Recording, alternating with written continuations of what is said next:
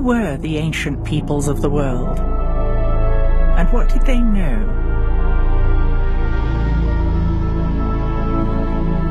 Egyptology tells us that the pyramids were built around 2500 BC.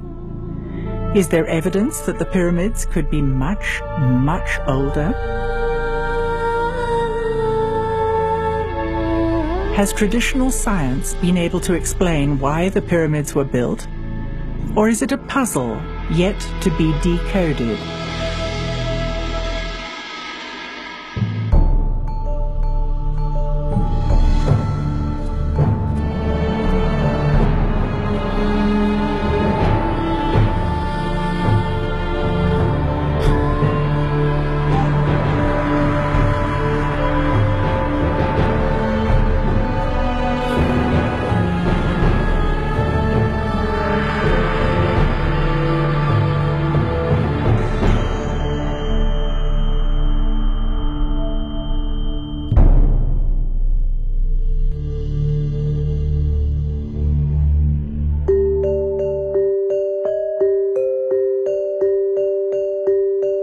At the geodesic center of the world, at the mouth of the Nile Delta, there are pyramids built by an early civilization, clustering at 6 distinct sites.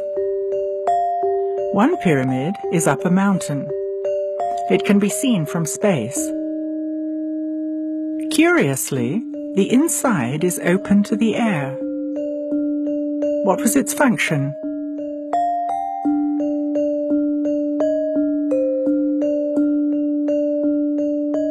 Most people are familiar with the Giza Plateau and the Sphinx, but are not aware of their connection to the other sites.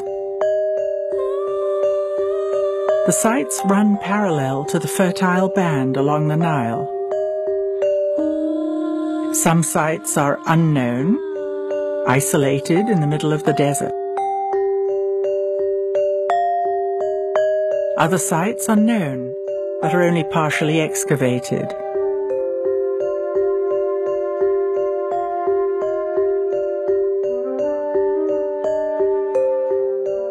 The monumental nature of the sites is hypnotic and stimulates our wonder and curiosity.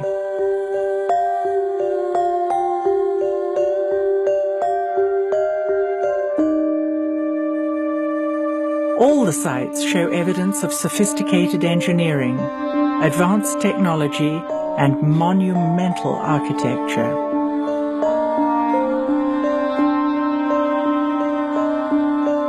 Could the ancients have had an understanding of a superior science?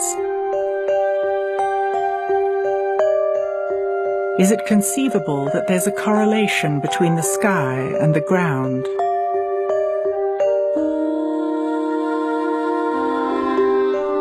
Why do we understand so little about the Egyptians?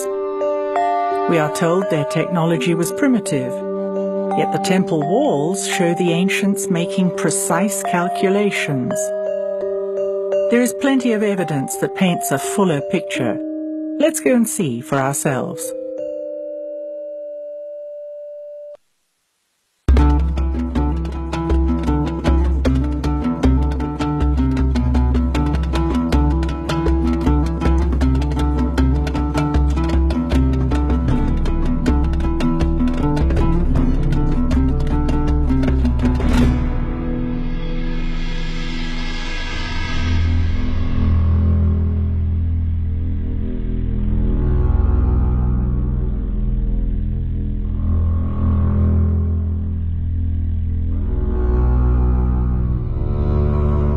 So here we are on location at Abu Raush, which is a fascinating site in that it's up a mountain.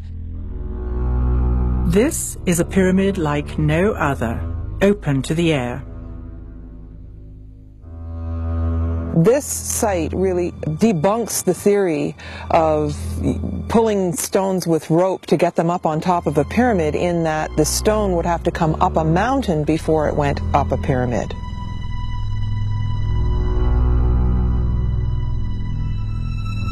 This site is largely isolated and abandoned, and many people don't even know it's here. There's no booth, there's no guard, there's nobody up here. And I think it's meant to be largely forgotten because it really comes head to head with the theory about the way the pyramids were built.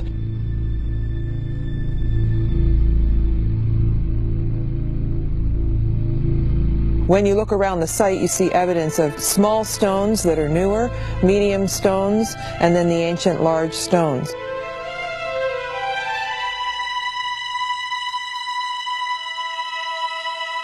At Abu Raush, we can see evidence of machine tool marks.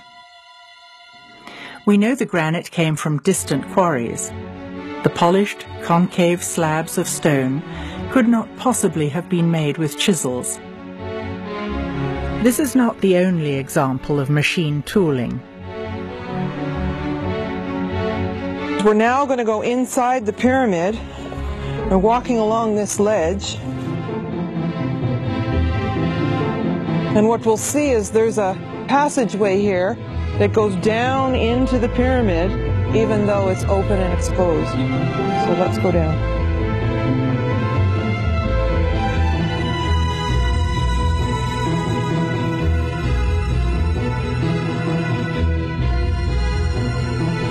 If you stand here, all the way through this area, the stone seems to be blackened, and it's evidence of high heat of some kind. I tend to think this was going on during the ancient times, but it's still very curious. There's a pit here, and the stone's obviously broken, and I think that they were heating something.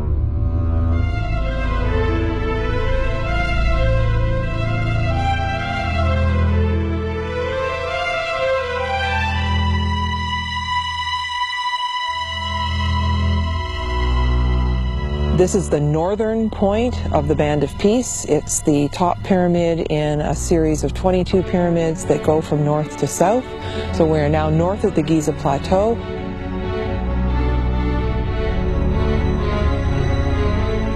As you can see on this map of the Band of Peace, all these sites trace the shape of the River Nile. A new theory suggests that the Nile once flowed right in front of the pyramids, and the causeways of all the sites touched the river itself. Considering that the Nile is the lifeblood of Egypt, just as rivers all around the world are vital to the cultures living by them, it seems obvious that important sacred structures would be built directly on the river, not 8 miles away from it.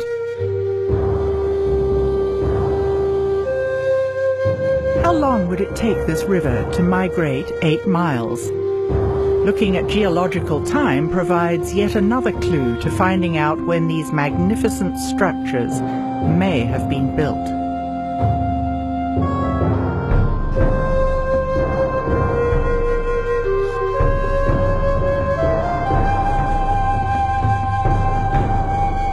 This probably was a seabed, and that the mouth of the Nile started here and that moved along in front of all these pyramids. One of the features of each of the sites in this area is that you can see the pyramids of the next site from the original. From here, the volume of the Great Pyramid and the Second Pyramid look the same. When we get to the next site, we see the volumes are obviously different.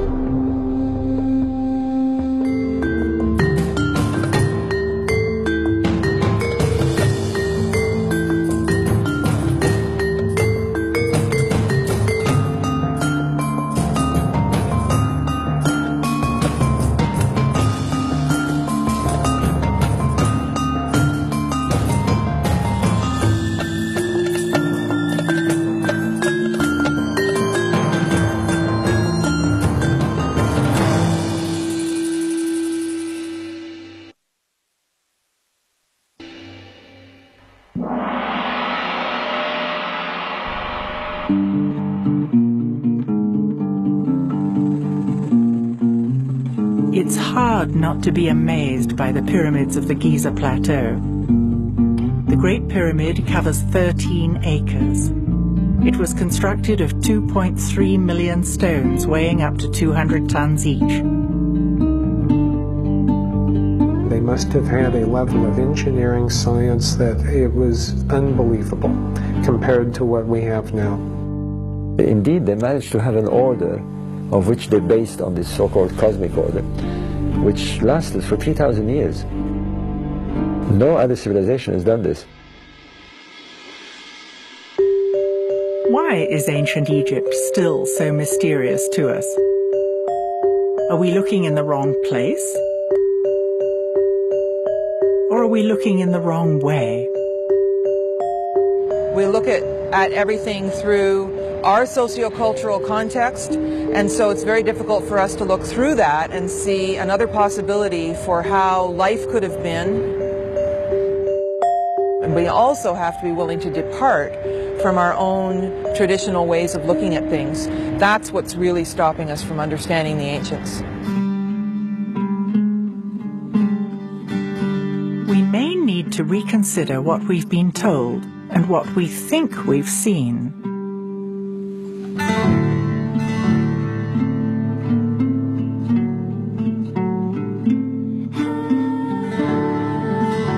For example, instead of thinking that the Egyptians put the causeway at an angle because the Sphinx was in the way, we could consider another reason.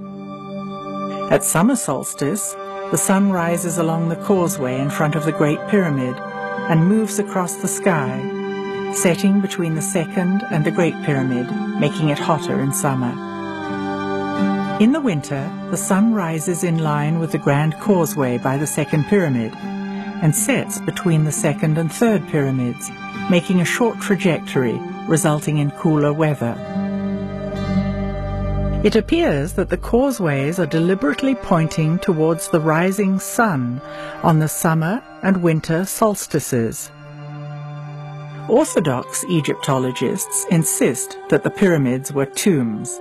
Of all of the wild theories floating around the pyramids, the actual wildest is the one that's accepted without question by all Egyptologists, which is that the pyramids served as tombs. All of those concepts about it being a tomb are nonsense. Of all of the theories for which there's zero evidence, that one has zero squared evidence. In fact, I don't even think there's good evidence that it ever was a tomb for any pharaoh whatsoever. I mean, it's obvious we don't find mummies in the pyramids. And there's no question you can bring up that isn't debatable. The Egyptians themselves, in at least one stone tablet and one papyrus, tell the story that ancient Egypt is much, much older than the Egyptologists think it is. Where the Great Pyramid sits, I believe, is on a much more ancient site. Under the Great Pyramid to this day is the descending passage in the subterranean chamber. I think there's very good evidence that that was carved out in what we would call pre-dynastic times. That goes back to a very ancient date. Based on the hieroglyphics that we have, the second pyramid was in many ways regarded as the primary pyramid on the Giza Plateau. Actually, from many angles on the Giza Plateau, the second pyramid is dominant. The structure underneath it, or the base of it, was older than even the Great Pyramid. There was a platform-type structure where the second pyramid is now. You can see from the platform that it's larger than the pyramid, suggesting there was once something else there. Around the base is a ring of granite, red granite, and at least from what I've seen in Egypt, this is something that was often used around the bases or on structures when they were renewing them, they were refurbishing them, they were taking older structures, re-energizing them, rebuilding them. It's demonstrable in that the second pyramid is very definitely built in at least 2 stages, the third built in 2 or more stages. I mean, we really don't at the moment have anything to even provisionally to date them with. With the Sphinx we do. Looking at the weathering on the Sphinx and the Sphinx enclosure, that weathering was clearly formed by runoff from rain, from precipitation. We have the severe weathering, which 99% of the geologists of the world who've heard our evidence concur that it is indeed water weathering and precipitation induced. So it has to have been done by heavy rainfalls in the distant past, and the question then is, how distant was that past? That runoff is coming from up on the plateau. Follow up the plateau northwest of the Sphinx, you ultimately hit the Great Pyramid. The natural topography is the water would run down the back of the Sphinx enclosure, and that's where you see the greatest amount of water precipitation weathering. To have that surface hydrology, you need to have the plateau relatively intact. Now, if you look, currently there's a big quarry interrupting the water flow. So we know that the water flow that was causing that weathering had to occur before that quarry existed. That quarry is well known Egyptologically by inscriptions, etc. That was a quarry that was used when the Great Pyramid was built. So that means that the Sphinx must have been carved earlier. The water was still running down the back of the enclosure wall and causing that weathering before that quarry was a quarry, which means that occurs before the Great Pyramid was built. Basically, we have right there disrupted the traditional chronology. Even Egyptologists agree that the Giza Plateau has a unified ground plan. How does the Great Pyramid display evidence of this correlation? I do think when it was what we would call partially built, it was used as an astronomical observatory. The Grand Gallery, perfectly aligned north-south, opening to the southern sky, would have made a wonderful observational tube, essentially, looking up into the sky. We have shafts pointing to certain stars, Orion's Belt, Sirius. We know the stars because they're mentioned in the text.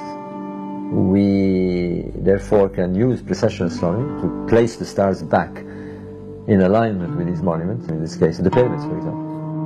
The Great Pyramid stands exactly at the center of the largest land mass on the planet. Yet, we had no idea of the position of continents until 600 years ago. How could they have known? I've shown that Giza, if interpreted as being Orion's belt counterpart, then the layout of the three pyramids, as they are to the ground meridian, would fit a celestial meridian of these stars at 10,500 BC.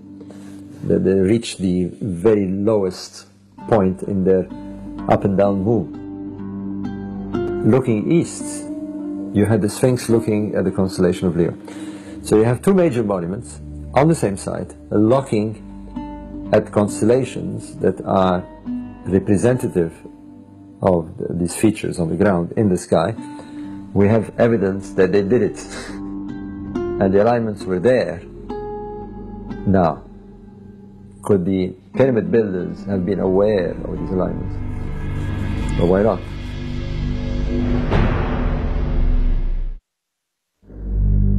With this evidence, it would seem that it's time to rethink what we've been told.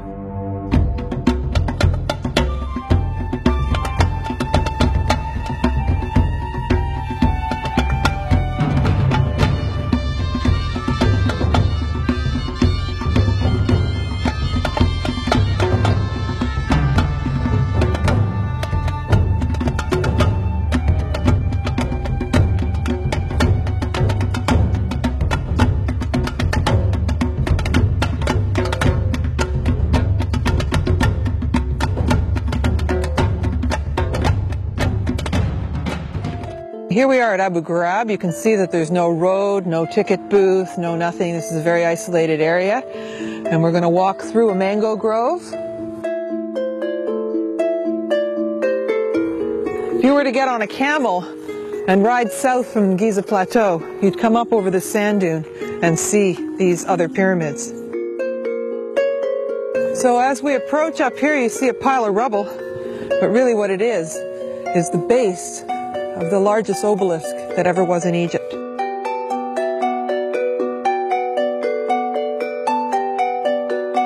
Well, here we come up to the platform of the crystal altar. You can see that it's made of quartz, if you look up close here. These little bits of crystal are coming right off it. And then we have a laser cut 6-foot circle in the middle. And then these points, these huge slabs, these pointing to the 4 cardinal directions, made out of single solid pieces of quartz. So here we have some stone basins that were found by Sir Walter Emery years and years ago, and the Department of Antiquities lined all these up with the idea of maybe bringing them to the museum, and they really didn't know what to call them or what they were, so they just decided to leave them here, and they've been here ever since. But if you look at the features on these, they're actually made out of quartz crystal. We'll look up close at some of the places, but when there's little fragments that break off, it's actually a hunk of quartz. And there are these little holes inside, and they say that they were for animal sacrifices and the blood would drip through. I don't know. I really don't think that's what happened. No one has ever come up with a theory that satisfies me about what they're for. Is there anyone who knows more about this area?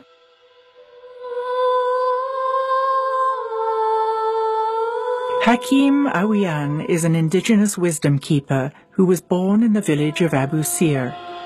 He trained in Europe as an archaeologist. Hakim lived his whole life in the area known as the Band of Peace.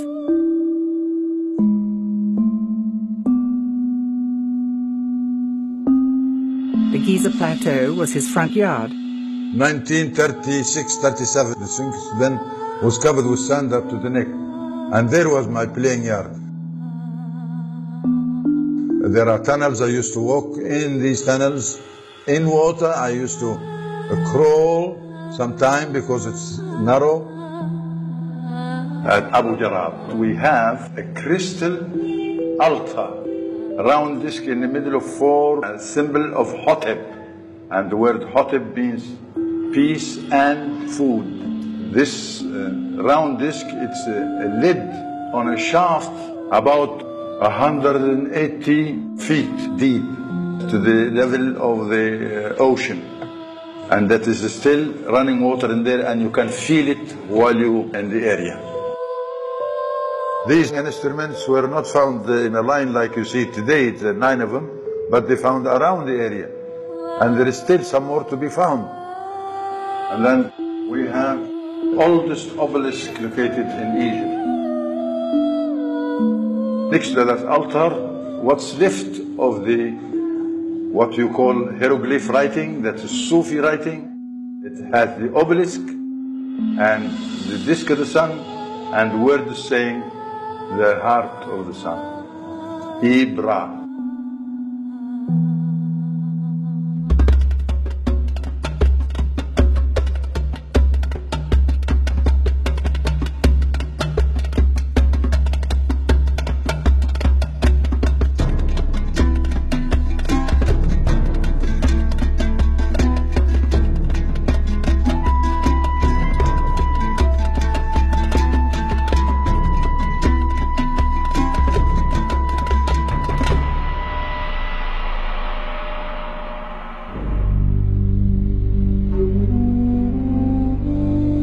Arriving at Abu Sir, we can imagine the ancient priests and priestesses who trained as high-level initiates here. Just as we have monks, nuns, and priests nowadays, the ancients trained initiates in ritual practices that served the highest good of mankind.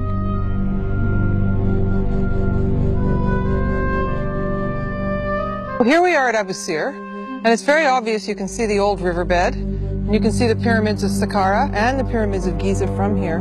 But more importantly, you can see the old causeway, and you can imagine that boats used to come along the river, and then the high-level initiates would just step off the boat and walk up the grand causeway and through the pillars into the temple, which is in front of the main pyramid.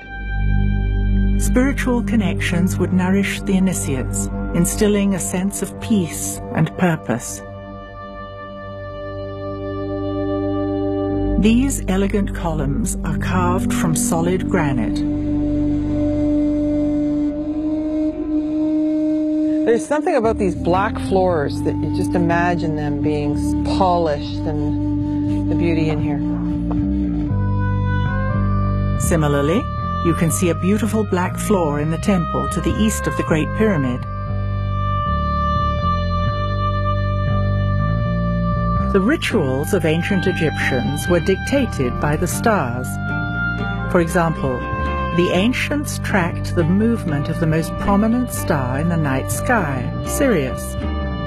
Through watching night after night, season after season, they realized that this star would drop below the horizon and remain out of sight for 70 days each year. Its return was awaited with anticipation because it coincided with the flooding of the Nile. Now, what happens during those 70 days? Well, if you observe the sky, you will notice that the sun reaches a certain point in its apparent cycle along the zodiac. It's somewhere above Orion at the beginning of the 70 days. And it drifts approximately a degree every day towards the constellation of Leo. So the 70 days are bracketed by Leo and a point somewhere above Orion. That point is where the Pleiades are. In the sky it's very clear. I mean, we know what happens during 70 days. Now, assuming on the ground that the three stars are represented by the three pyramids of Giza, and that the temple of Heliopolis represents the constellation of Leo, then you have another feature. You have the Nile that separates them both. Similarly in the sky, the sun at the beginning of these 70 days is about to cross the Milky Way and head towards Leo. So if you take the three stars of Orion's belt as being the three pyramids, then you have a scale. You know their distance, and therefore you know the stellar scale that you're talking about. And if you use that scale, you work on the same scale, then the position of Abu Sir fits the Pleiades. And surprisingly, there are 6 pyramids there, and there are 6 or 7 stars there, and they seem to be in a cluster. And indeed, the sun's path is just below the Pleiades. It's not through them, just below them. And odd enough, we find the sun temples just below the Abu Sir pyramids. So we've got sun temple to sun temple. I now call it sun stations.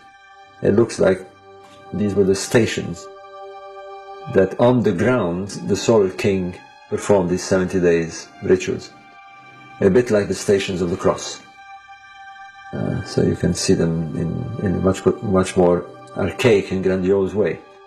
The king went along to these stations, if you like, to perform his rituals, his passion.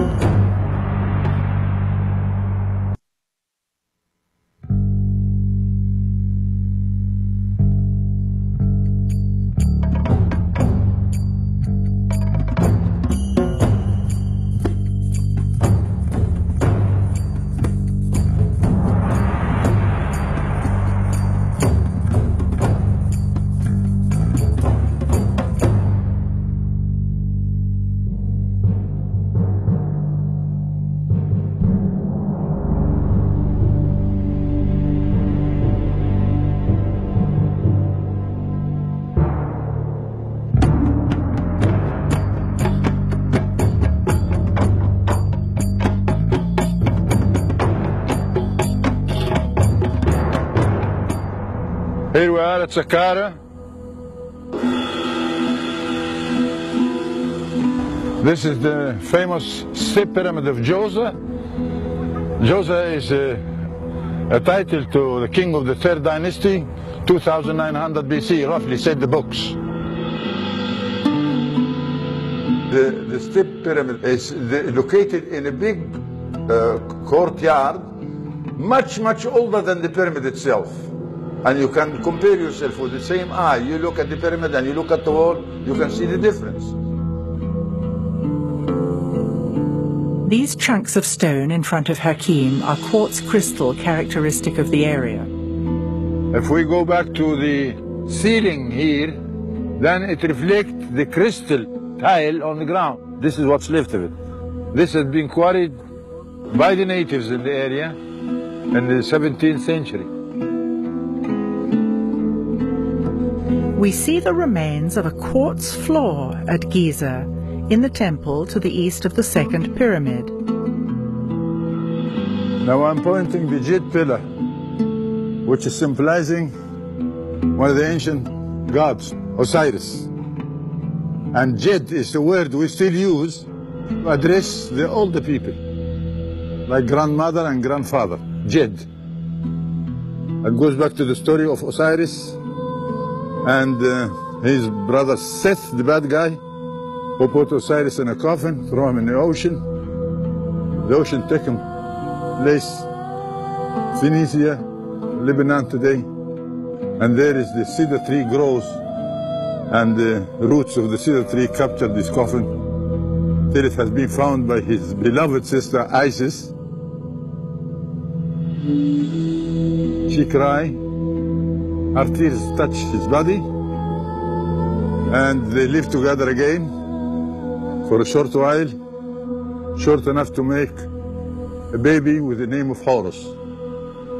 The story of Isis, Osiris, and Horus is fundamental to Egyptian cosmology. Isis is connected to the star Sirius, and Osiris is connected to the constellation of Orion. Horus is their prodigal son. I'm going to take you now to see that hospital, the healing with the sound. Stories about ancient healing techniques were passed down from generation to generation by the elders. Hakim explains how sound played a part in diagnosing and healing patients. That line of construction you see like 3 chambers, it's what's left of the house of the spirit. And it's a healing system with a sound.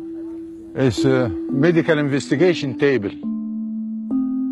And the patient have the right to use either side of the stairs. One on the right, one on the left. So he have to follow, or she have to follow her own antenna to climb up there and choose the point where she stands. Because each point is connected to a cheek chamber. We have 22 of them, 11 on each side, no ceiling. And when you go inside, you can see a niche where the physician put his head in the niche to see what's the matter with his patient laying on this table. And that works with the sound. And the sound, the source is running water in a tunnel underneath here. So it's a big map of tunnels underneath here. Let's consider that the pyramid sites along the Band of Peace are sophisticated harmonic structures, not only mirroring positions of the stars, but designed to replicate harmonic cavities of the human body. It seems that the chambers in the pyramids are harmonically tuned to a specific frequency or musical tone.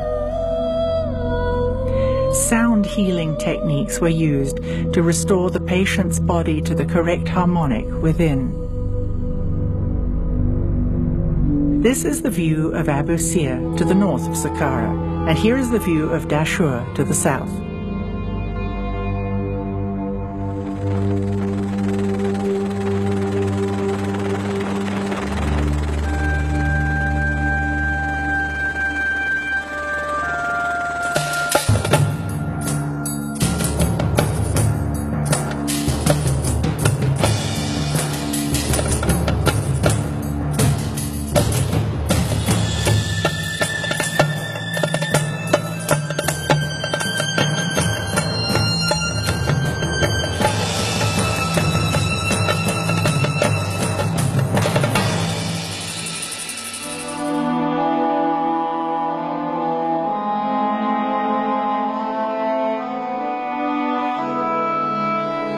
Here we are on location at the Bent Pyramid. What you'll notice here is that the construction has two angles. Traditional Egyptologists will tell you that the Egyptians were practicing building pyramids, and they started building at one angle, then changed their minds partway through. This is the kind of thinking that paints the ancient Egyptians as infantile and misguided. But is there another way of looking at it? We call these constructions at that area in Dashur related to king called Senefru. At Dashur, there are 3 pyramids with 3 burial chambers in each, 9 in total. Traditional Egyptology tells us that the entire site was built by Sneferu. If the established story that the pyramids are tombs is correct, why would Sneferu have needed so many? Sneferu would have had 9 different possibilities and options for where he would have been buried, which again is illogical. So this comes back to the fact that understanding the Egyptians in terms of traditional Egyptology means that they were misguided and illogical. I don't think this was the case. Now, when you come to the word Sneferu, sin means double. Nefer is harmony, so it's double harmony. It's not a name of a person, but it's the energy we get from these constructions. Let's consider that the pyramid sites along the Band of Peace are sophisticated harmonic structures.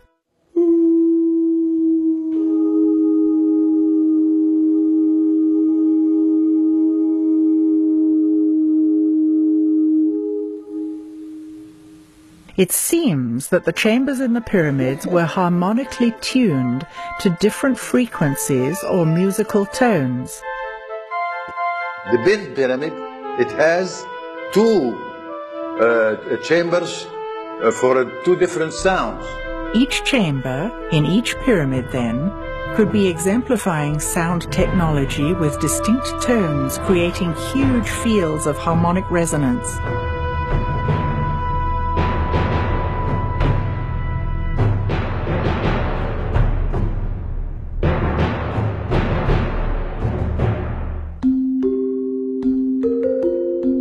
At Dashur, we have the Red Pyramid and the Black Pyramid. The Bent Pyramid is covered in white Tura limestone. So we have red, white, and black. Maybe this is a clue to the Giza pyramids also having distinct colors in the past.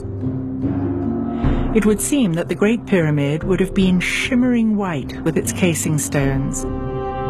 The second pyramid still glimmers red.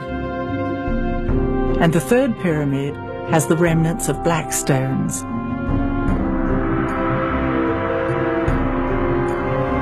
This is the old riverbed where the Nile flowed in times past. Here is the Black Pyramid. Egyptologists say the pyramid builders were experimenting and they miscalculated, so the pyramid broke apart. Could there be a different explanation? Another pyramid with similar construction, 100 kilometers south of the Band of Peace, is known as the Maidum Pyramid. Today, when you walk around Maidum Pyramid, you will find out that on the ground is a coat of black color flint. And the evidence is this. When you pick up one of these flints, you see it's black at the top and the bottom is a different color. And there is a catastrophe happen over there. I want you to look at the ground. You can see a coat of smoke affect the flints on the ground. Maidum is not the only place that looks as though there was an explosion. Look at this giant crack in the solid stone of the Red Pyramid. It would have taken a huge force to crack the solid rock. There is a crack in the subterranean chamber in the Great Pyramid. And there is another one in the Grand Gallery. There are weird chemical burns in the Red Pyramid. What could have caused these? Old photos of the king's chamber in the Great Pyramid show the stone as black. The room was cleaned and restored, and now we can see the walls are pink granite. The granite sarcophagus has a broken corner, and the wall next to it has a giant crack. What kind of force could have caused this? Is the Department of Antiquities erasing evidence under the guise of restoration? Where did we get the history of Egypt? Herodotus was a Greek historian in the 5th century BC. He wrote from his perspective with help from local people, and we have been repeating it ever since. It's a fake stories. I want you to know yourself, to wake up, to wake the senses and look carefully what you are looking at. What have you seen of the pyramids today? That's what's left of it. Being abused. People quarry stones from there. Anybody can go and pick up stones and to build a church, mosque, house, palace. It's not taken good care of by our Minister of Culture and Antiquities Department. I have to say this. The story leaves many questions unanswered.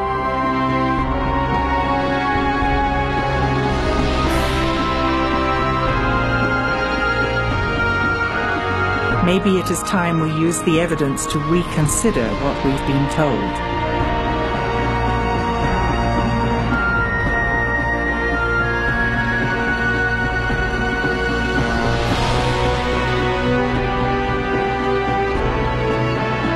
We need to look with fresh eyes and use a different time frame to reconstruct the story of ancient Egypt.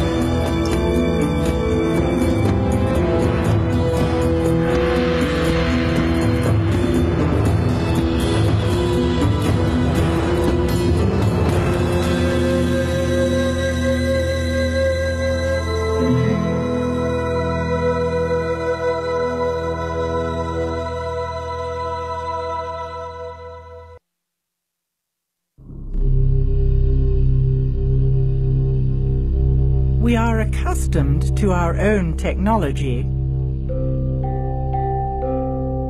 and find it difficult to recognize that the ancients may have had sophisticated technology of their own.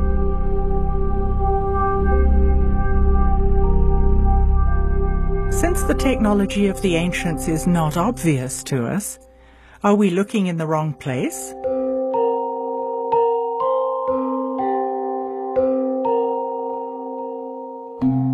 Could it be they had power systems, but they were entirely different from ours today?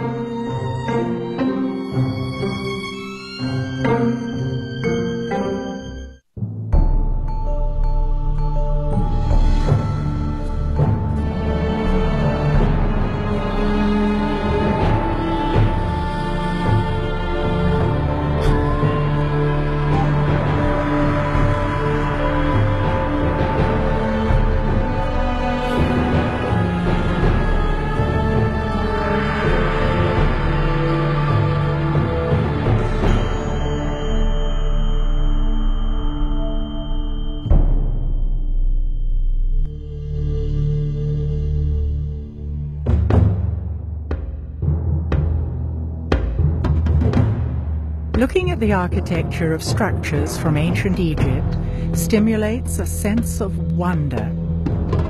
Clearly, Egyptian monuments rival the grandeur of our most modern buildings today. Yet we are taught to believe that we are the ones with knowledge of high technology, something the ancients could not possibly have had. As long as we think that the ancients weren't able to use high technology, then we're not looking for it. And yet, the evidence is right in front of our eyes. We find megalithic sites everywhere around the world. So there's certain things in common that they all seem to know, and we don't know it. Yeah, a lot of people are trying to figure out why mankind built these structures out of these huge megalithic stones. We don't even know how to move 200, 300-ton stones very well today, let alone 4,000 or 5,000 years ago. I started looking at megalithic structures from an electromagnetic point of view, and sure enough, I began to find that there were these energies there present in measurable forces. Strange things happen sometimes in sacred sites, and those are clues that the physics that we're taught in school is not everything. For thousands of years, the pyramids and the Sphinx stood as sentinels on the open desert. Yet, in recent years, a 20-mile wall, 14 feet high, was installed around the enormous site of the Giza Plateau.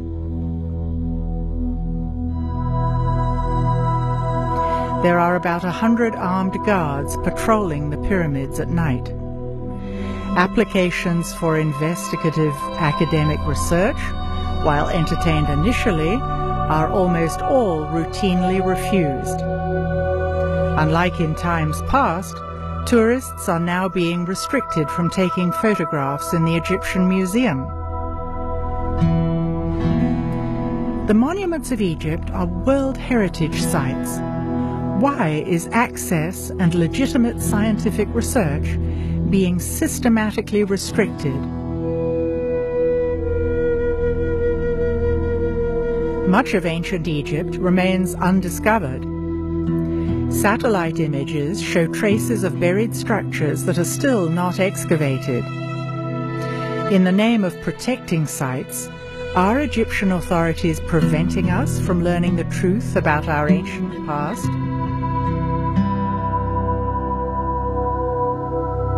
Despite strict regulations on what kind of research is allowed, there is still an extraordinary amount of evidence that shows that the ancient Egyptians had knowledge that has been lost. We don't have the technology to build the pyramids now. Not even close. We're not the most evolved we've ever been. And that is one of the blinders that has stopped us from imagining that the ancients could have been far smarter than us. Hakim Awiyan was raised by indigenous elders who lived in the area of the Band of Peace. Having preserved the ancient Suf language, stories were passed down generation after generation. Fragments of knowledge from the ancient past were thus preserved. If my colleague, the scholar, who learned to say that the Egyptians have a piece of rope, put it around a block of stone, at least 60-ton weight, and pull and pushed by animals and run on wooden blocks. This is what the scholars are saying. We may never be exactly sure how the pyramids were built. Yet we can begin to reconstruct our understanding of the culture living in the Golden Age and their values. Traditional Egyptology insists that the pyramids were built by slaves to feed the egos of kings. Does this fit with our emerging construct of Egypt in a golden age? There is no slavery. All workers are willingly pyramids builder. This is a qualified people of architecture, engineers, and they deal with all the power like cutting stones, transfer it and use it. And that is clear in, not only in the pyramids and in the temple walls and many places you can see that clearly. There are clues throughout Egypt that point to knowledge of high technology. A fascinating thing occurred when a chunk of stone recently fell off a lintel at Abydos Temple, and controversial images resembling a helicopter and other advanced-looking vehicles were revealed under the stone. It would seem that the images were covered in the distant past when things were changing politically in Egypt. Nowadays, Egyptian tour guides are explicitly instructed not to point these out to tourists. The Egyptological explanation is that it is multiple hieroglyphs overlapping from distant kings' inscriptions. But, like many things in Egypt, the explanation is still debatable.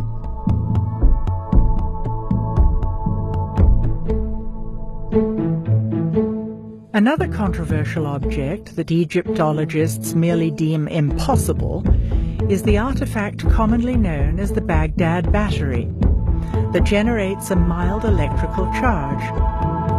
Similar ancient artifacts that match these objects have been found in Egypt. We can't say for certain, but it would appear that the Egyptians documented the existence of these artifacts as well. Recreations of these objects have been made and have successfully created electric current. Also noteworthy are strange representations of objects that resemble light bulbs, found in the crypts at Dendera. There was no natural light inside these underground crypts, but we see no soot from torches or oil lamps, the only lights we know the ancients used. Could the ancient Egyptians have had their own source of electrical power? If nothing else, the ancients had to cut, move, and lift massive stone blocks that would challenge our engineers today. What was their secret? We automatically assume that ancient structures are for ceremonial and religious purposes. Maybe the pyramids served a completely different function than previously imagined. There's been lots of speculation about what the pyramids were actually built for. The most accepted notion is that they were tombs.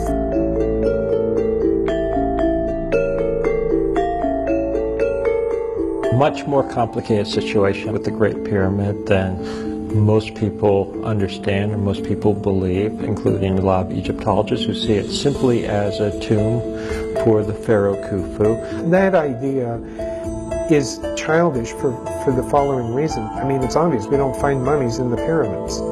And of course, not finding a single mummy in any of the pyramids doesn't seem to deter the people who think that that's what they were for. Yes, there's something that's sometimes referred to as a stone sarcophagus or coffer in it, a beautiful granite structure, but that doesn't prove definitively in my mind that it was ever actually used for a tomb. It may have been used for many other purposes. Pyramids were built not as a tomb. There are some pyramids built in a different construction, like the one in Saqqara, Steep Pyramid, that is tomb. Look at the obvious difference in construction between the Step Pyramid and the Great Pyramid. The difference in style of construction would logically indicate they were built in different time frames. The buildings we know to be tombs, like the Step Pyramid at Saqqara and the flat-topped mastabas, also at Saqqara, are very different from the smooth-sided pyramids at Giza and Dashur. Typically in Egypt, older constructions are built of larger stones. New constructions are built of smaller stones. Also, in archaeology, older structures are deeper. Newer structures are found closer to the surface. Every other tomb that has been found is highly decorated with names of the occupant. The inside of these pyramids seems solely functional and not decorative at all. But if we stop altogether and say, okay, if they weren't tombs, what were they? What are the biggest structures that modern man builds on the planet? The biggest, most awe-inspiring structures we create are hydroelectric dams. Why are we willing to invest such awe-inspiring amounts of labor and effort in constructing those? Because we know we're going to get a very valuable physical return in the form of electricity. And by comparison, I wonder if the ancient megalith builders weren't willing to invest such staggering amounts of resources by even smaller populations because they knew that they could get something very physical and worthwhile back from it. People are fascinated by Egyptian monuments, and some report the energy is palpable at these sites. Is it possible to confirm this energy through scientific means? What I've been finding the last 20 years of research is a lot of experiments have been done that show that there's a certain type of energy that does not exist in our current science. It's unknown with our current science. We call it subtle energy. Well, this is a whole new trend of thought in looking at ancient structures, that maybe the ancients understood subtle energies. So this appears to be a technology that may have existed in megalithic societies. You know, these societies that built things out of big stones. It makes sense that you could motivate an entire population to invest so heavily in building these structures, I think. And I don't mean to say by any means that this is the only purpose of the megaliths, but I think it's pretty clear that it's at least one of the primary or one of the important purposes for building these structures. We find megalithic sites everywhere around the world, and there's a tendency to make circles or certain types of formations. Megalithic sites occur all over the world. Is their placement random, or does the location of these sites reveal yet another hidden layer of ancient knowledge? One thing I've found looking at different megalithic structures over a few continents and numerous places around the world, overwhelmingly these places, the pyramids, the Stonehenges, etc. of the world, were placed on ground where an unusual type of geology naturally concentrates the regular daily natural electromagnetic fluctuations that occur everywhere on the earth each day. You go into England, for example, the ley lines that cross England, the Michael line, which is hundreds of miles long, that crosses England, that carries this energy along that line. It will therefore generate electric currents in the land called telluric currents in the straight geological sense of that word. And those occur everywhere on the planet. But we know that this delay energy, this subtle energy, passes along these lines. There are certain special types of geology that will magnify those several-fold. And that's where we found the megalith builders preferred to put their monuments. And typically where lines cross, where you get more than one line intersecting, temples were often built. These are called conductivity discontinuities, which sounds highly technical, but it's merely the place where one area of ground that has a good ability to conduct electricity meets another area of ground that has a lesser ability to conduct these natural electric currents. The Chinese had the same tradition. They call them dragon lines. It was illegal for a commoner to be buried on such a line. A king had to be buried on such a line. They put palaces there. There's a whole series of sacred sites that are always built on lines like this. I want to say in this area about the location of temples. You have to have symbols appear on the ground. When it's seen, then this is the place where people naturally come to get more healthy energy from that spot. You know, energy pops from the earth. And it appears as though they were attempting to control the flow of this energy and use it for their own purposes.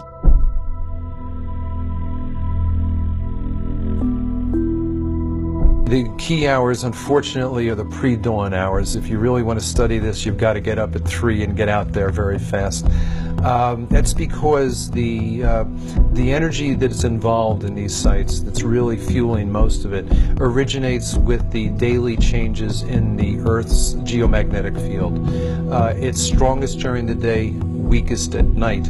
And in the hours leading up to dawn, the weaker field lines now come roaring back to closer to full strength very quick. It's the most dramatic time in terms of change of magnetic strength per hour. It's the most dramatic time of the day.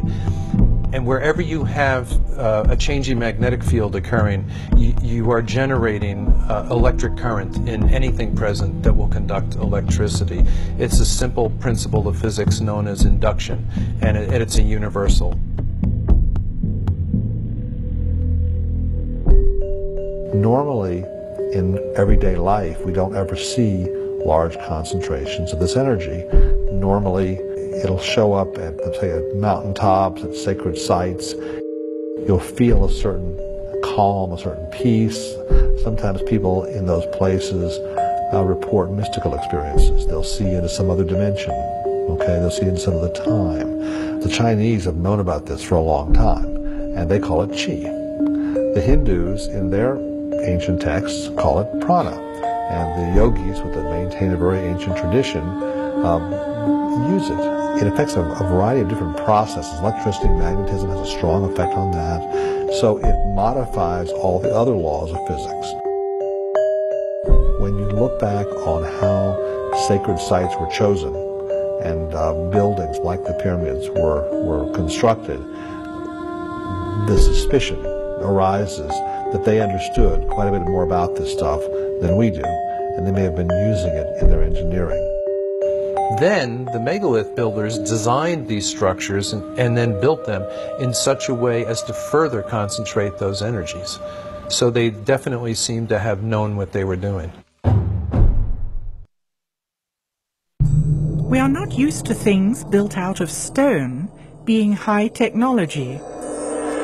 It is clear that several different kinds of stone from a variety of sources were used to construct Egyptian monuments.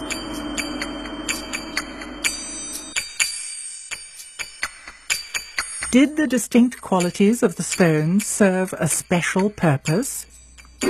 What I do find fascinating is that the core of the pyramids, at least at Giza, are made out of one type of limestone. Now, it is the limestone that was closest, but it also happens to be the type that's called dolomite because it's got a high magnesium content. And because of that metal content, that kind of limestone conducts electricity pretty well.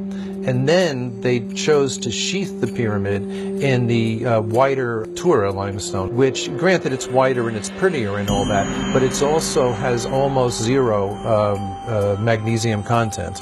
And therefore, it's a much poorer conductor of electricity. It's closer to a pure calcium carbonate, which is what all limestone is. And pure calcium carbonate conducts electricity much more poorly than dolomite does. It's interesting to me that those outer stones were the ones that they cut so precisely that all these thousands of years later you still can't get a razor blade between them. Because basically what we've got here is we've got a situation with a highly electrically conductive core of those pyramids wrapped in what is effectively a very effective insulator. Why the granite in the passageways, you know? And so, of course, I'm thinking from an electrical point of view and a physical point of view. Is there anything special about granite? And yeah, there is. Granite is slightly radioactive, and it will ionize or electrify the air. It releases radon gas, which is radioactive. Granite is a transmission stone. It's not dead stone. It's alive. So you have these sealed shafts with granite linings, and I wonder if it wasn't designed to keep an electrical charge present in those shafts. They were built exactly like, if you will, an insulated wire, only more so because you've got all the charge in the ground that's spread across the base, concentrated all the way up into this tiny spot at the top.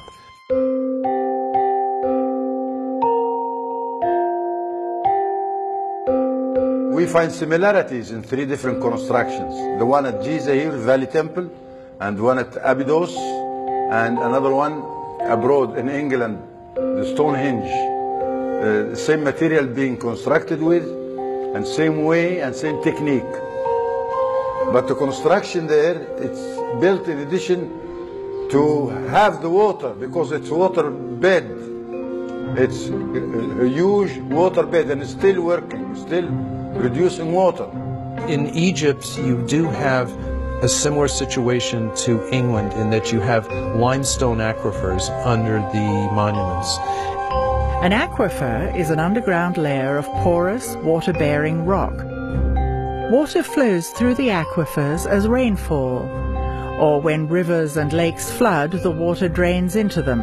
And movement of water through limestone or chalk aquifers is known to produce electrical charge by 2 different processes that are self-reinforcing. And I've personally measured this for a week at a stretch at Silbury Hill in England, for example.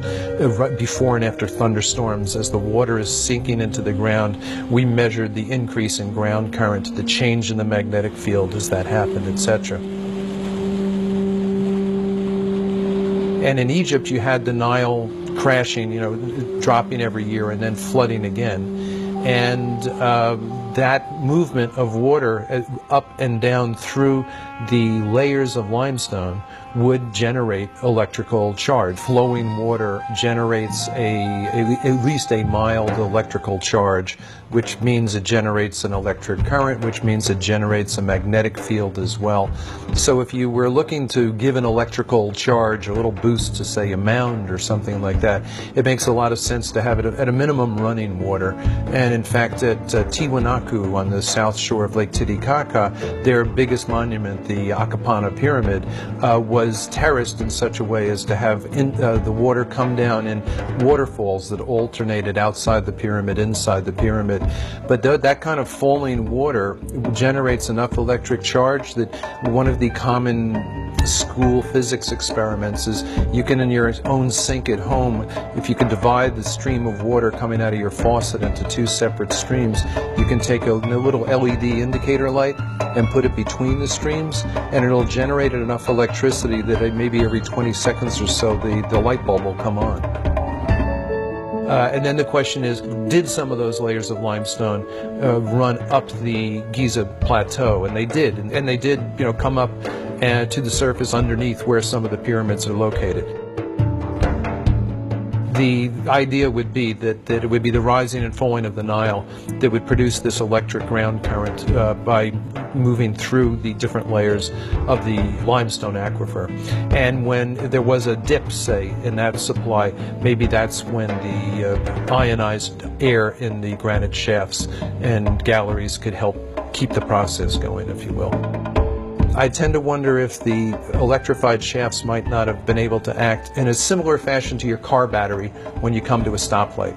Normally, your battery is not being used when you're driving your car. The alternator provides all the juice. But when you stop and that alternator is turning very weakly, that's when you want the battery there to keep everything going so your engine doesn't cut out.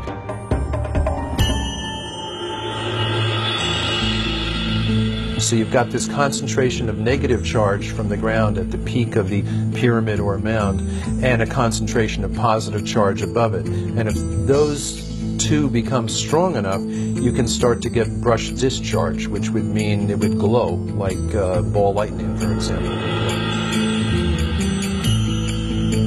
It's a theory. Why in the Great Pyramid is there no frescoes, there's nothing, no decorations at all? Now, some people have proposed the idea that the pyramids are actually energy machines. And so I liken this to the fact, like, you wouldn't put a decoration inside your oven. I was talking with a woman who had spent some time in the Great Pyramid, and her comment was, it felt like I was in a machine. She said it was not like this, oh, it's a wonderful shrine. She said it felt very functional. In fact, she made a comment that I actually think is probably right on. She said, I felt as if I wouldn't have wanted to be in here when it was running.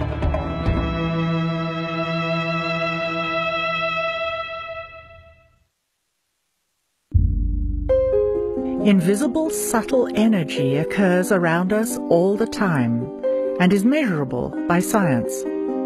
We had noticed a lot of people showing us photographs from megalithic sites that disproportionately often seem to have these balls of light in there, usually flash photos. Orbs are often written off as dust or other particles in the air, but that does not change the fact that they seem to occur more often in particular places at particular times. At Tikal, at the top of the most energetic pyramid that we found down there, we took a lot of flash photos during the course of our 8-hour stakeouts, which would run from roughly 3 a.m. till 11 a.m. And on the pyramids that were electrically dead, that had no juice, nothing going on, which were the big fancy ones, but the most recently built ones, we would take photos and find out eventually when they were developed, no orbs, no glowing balls of light. But on the oldest pyramid down there, where we did work and got all kinds of results, that was 1,200 years older than the big fancier ones. In that case, the photography we got back from our own simple flash cameras, they were literally choking the screen with these balls at the period at which the air was highest in electrical charge. And on the strongest day down there, I was recording electrical charge higher than I've recorded even in thunderstorms back home. We don't know what orbs are, but our personal guess is that they're balls of ionized or electrified air that will tend to hang together. A good analogy would be ball lightning, where it's simply so electrified that the molecules are excited enough to glow.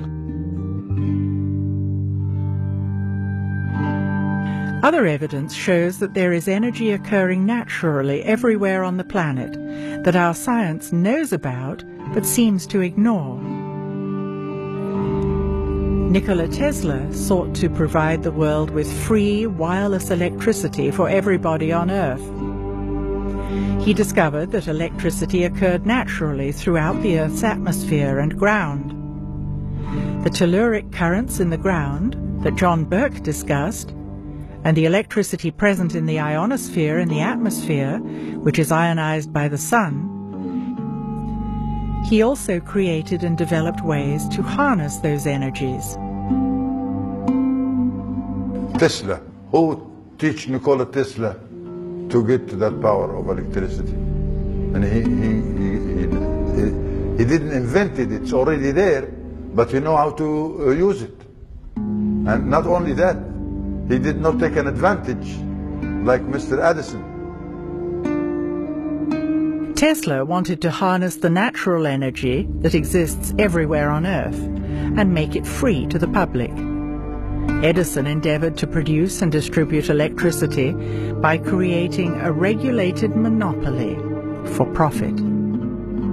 He became rich and the people more light into their home. Yeah, so Nikola Tesla, he's the one think of how to use this energy. Between 1901 and 1917, the Tesla Tower was built on Long Island as a wireless broadcasting system for telephone and electrical signals. Interestingly, it was constructed on an aquifer with descending passageways and tunnels beneath it. At the time, few understood how it worked.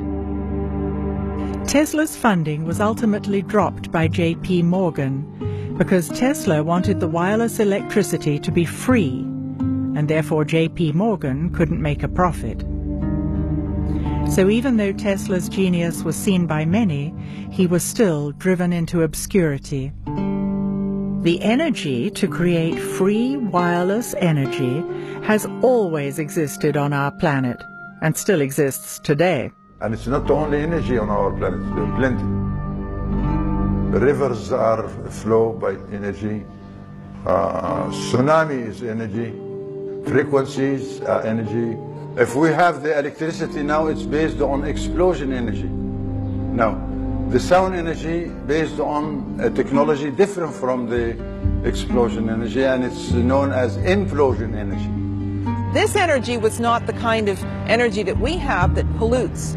It was a completely passive energy that had no byproducts.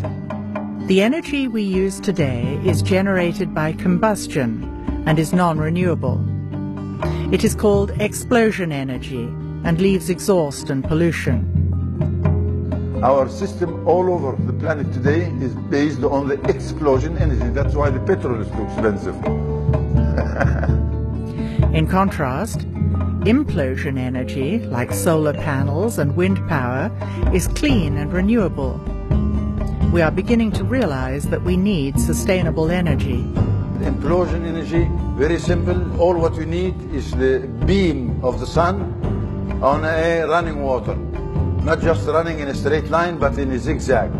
And that's, you find all the tunnels are in a zigzag form for such a purpose. In addition to the limestone aquifers underneath the pyramids, there is evidence of a network of man-made tunnels. As a boy, when I'm living in my house, which is a few 100 yards away from the nose of what we call the Sphinx, Tefnuti, this was my playing yard, and I know tunnels. I walked in these tunnels, I swim in these tunnels, I crawl in these tunnels, and I know that this is one way of creating energy.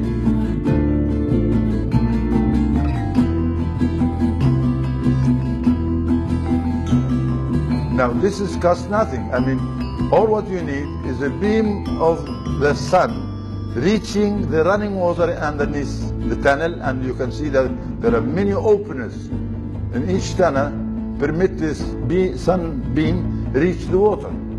And when it does, then the energy is there. Energy is not just to run your car, or it's run the people, feed the people.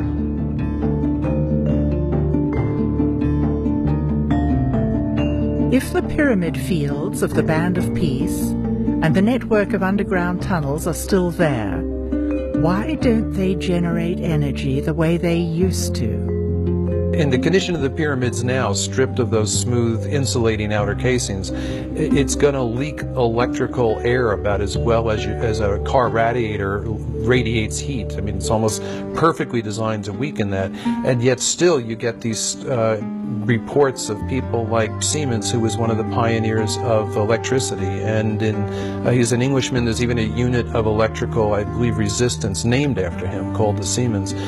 He was on top of the Great Pyramid, I think, during the 1880s, and they began to notice that when his Arab guides stood up and spread his fingers, they'd hear a ringing.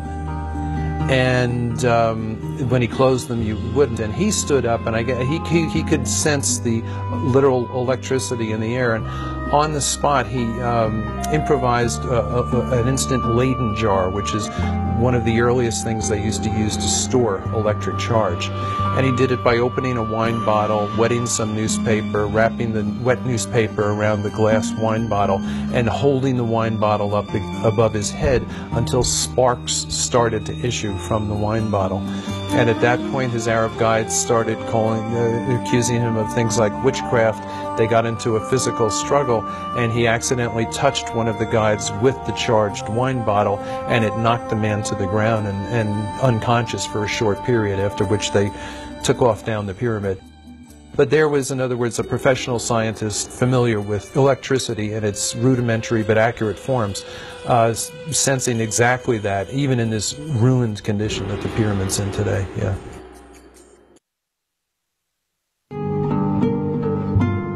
If you come to the Egyptian Museum, there is an item over there known as the schist disc, found by Dr. Walter Emery, and he said, or he thinks that it could be a vase for a lotus flower. No. The schist disc was found at Saqqara in a burial chamber that no one is allowed to visit. Other goods found in the chamber were simple ropes, pottery, and grains. The disc shows clear evidence of sophisticated technology in the way it was built, and it seems out of context with the rest of the grave goods. Is this the original context for this artifact? Or is it possible that it has had a long journey over the last several millennia, and this just happened to be its final resting place? Look at this hollow stone tube. It looks as though the schist disc could fit over it. It would take sophisticated instruments to shape the tube so precisely. How did they do it? To cut the stone. This is by a sonic cut with no metal instruments like bronze chisel or this. No, it's another stone. And this other stone, it's the hardest stone you can find, which is the diamond. There are pieces of stone lying around that show concave shapes that actually have the machine tooling marks on it. The evidence of the high technology is right in front of us. Look again at these quartz objects. Aside from their unique and amazing shapes, could they have had another purpose? Today, quartz crystal is used as the basis of all kinds of modern technology. It is most commonly used in crystal oscillators. Technology uses oscillating frequencies from tiny quartz crystals that vibrate at certain speeds, with a signature vibration for each device. AM/FM radios, CDs and DVDs, computer processors and Ethernet rely on quartz crystals. Could it be that the ancients were tapping into this technology and using it on a much larger scale, in a way we can only begin to imagine? Of course, we can't say for certain, but based on what we've seen, we can theorize. Energy can be created and manipulated in many ways. It is the lifeblood of a civilization, and therefore an important resource. In Egypt, there are 67 constructions all along the Nile like sails. And for those who has the eye, they can tell from the shape of that construction. The straight form of angles, that is a pyramid or a construction for energy, a plant for energy. That's what we have. A theory that's always struck me, that they were intended actually to somehow or another spiritualize the whole civilization. In other words, to provide a widespread, high level of energy that people needed because a descending age was upon them. And I believe what the pyramid and other certain other structures were constructed for was to basically act as a kind of the equivalent of a street light. You know, if you're in a neighborhood that's maybe not the nicest neighborhood, and it gets dark at night, you like to have bright lights go on. And that's effectively what the Great Pyramid was. Now, these were not lights that illuminated it so that people could see where they were going. It was basically a device, a generator for, if you will, broadcasting and transmitting throughout the planetary structure a type of field which uplifted the entire humanity. And maybe those pyramids were built in some sense or another to stay the decline. Let's call them in some sense or another spiritual granaries designed to somehow store an emotional or spiritual or psychological or some sort of energy that was needed to keep people from becoming the total barbarians that they subsequently became. We had the ability to basically prop up humanity for a while using the system, but what we saw was the street light eventually went out.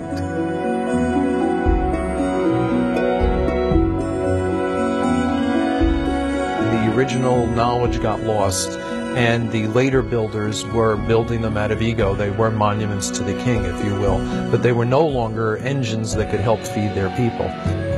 Catastrophes around the world damaged, or if you will, decommissioned some of these sites. So some of them went offline, just like a power plant going offline.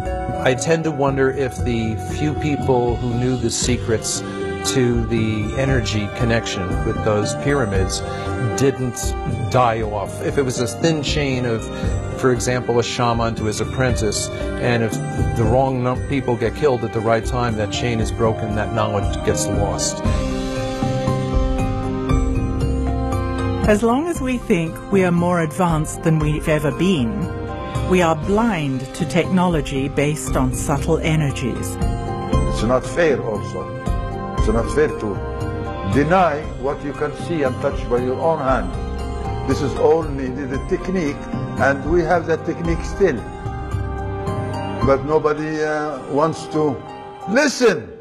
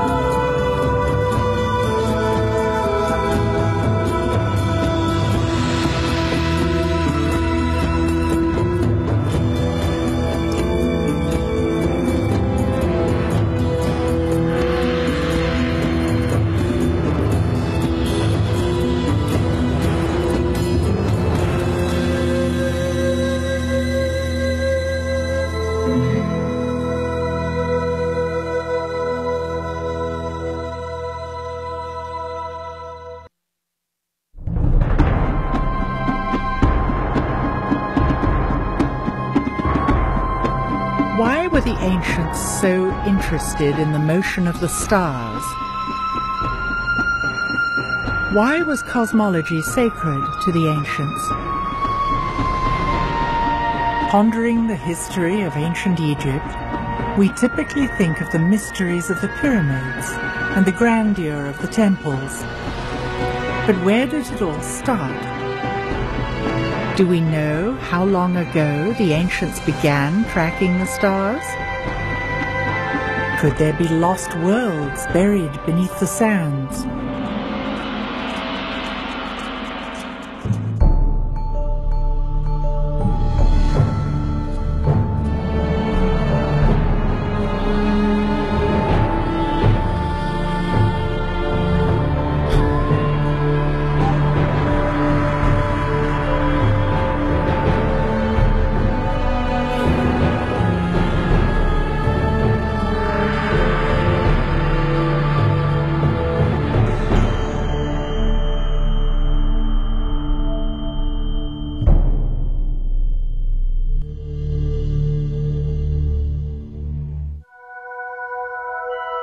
Cosmology is the study of the universe in its totality. We think of cosmology as science, whereas the Egyptians considered it sacred. There's one thing we know about ancient Egypt for certainty, is that they observed the star Sirius. And we are sure when they speak of that star. Everything that comes out of the ancient world has to have a spiritual and metaphysical base. The ancients, and the ancient Egyptians in particular, but probably ancient civilizations more generally, saw themselves, humanity, us, as tied in with the bigger environment, the cosmos, the bigger picture. They built monuments and they aligned them. But what for? And do their belief systems have validity today? If we want to decode Egyptian symbolism, we should look for clues in the ancient language that Hakim learned as a child from his elders, living along the Band of Peace. Looking at the many images left by the Egyptians, we have assumed that they were obsessed with death. Turning to the ancient Suf language, however, we learn that they didn't even have a word for death. They called it westing. We have no word of death in our culture. No word death. And to express this operation of death, we say westing. Going towards west, like the sun rises from the east, and westing. So there is no word of death here. We believe in resurrection. If the sun sets in the west, the resurrection happens in the next day when the sun rises in the next day. So the deceased believe that it's just like the sun. The Egyptians obviously had a very different worldview from ours today. They believed in the afterlife and the soul's immortality. Was it possible at all that they had found some sort of science of immortality, for example, we call it? As crazy as it may seem, they seem to be very, very convinced that they knew how to send the king to his cosmic world. Those stellar gods, of whom the king believed that he himself would become one stellar god after his death, constructed monuments and performed rituals that mimic the events that they saw in the sky. It sounds against all the tenets of our scientific beliefs, but we have to see why they were so convinced. The ancient Egyptians perceived the land as a cosmic environment, that it followed the activities of the sky because they believed them to be running in parallel. And they had reasons to believe that. One of the main reasons was the cycles of the Nile. The Nile was the lifeblood of Egypt, and it performed the cycle, which followed the cycle of the sun and the stars. It's not surprising at all that they associated the reappearance of the stars with the rebirth of the Nile. Essentially, the star religion, if you like, boiled down to one important aspect, that it somehow could help the king become a spiritual being and return to the cosmic world in a specific place with Orion and so forth. How they thought they were going to do it is by looking very, very carefully at what happened to the stars. And the stars perform an annual cycle. But those of Sirius and Orion give us a curious cycle in that they disappear, or they appear to disappear. But if you watch a star over the course of the year, you'll find that there comes a time when it is very low in the west at time of sunset. So the sun sets, and as it gets dark, the star appears just for a few seconds over the west. If you come the next day, you will not see that star. And for 70 days or so, the star has gone. It seems to have gone under the earth. But after those 70 days, it appears by this time at dawn, rising just before the sun, which we call the heliacal rising, whereas the Egyptians call it the rebirth of the star. So in their mind, something happened. In their mind, the star went in the underworld, stayed in the underworld for 70 days, and then by magic popped up again, was reborn again in the east. That's the pyramid text. The pyramid texts mimic this site. At the ancient site of Saqqara, we find the pyramid texts, the oldest known religious texts in the world. Covering the inner walls of these small pyramids are thousands of hieroglyphs showing knowledge of celestial mechanics and cycles of time.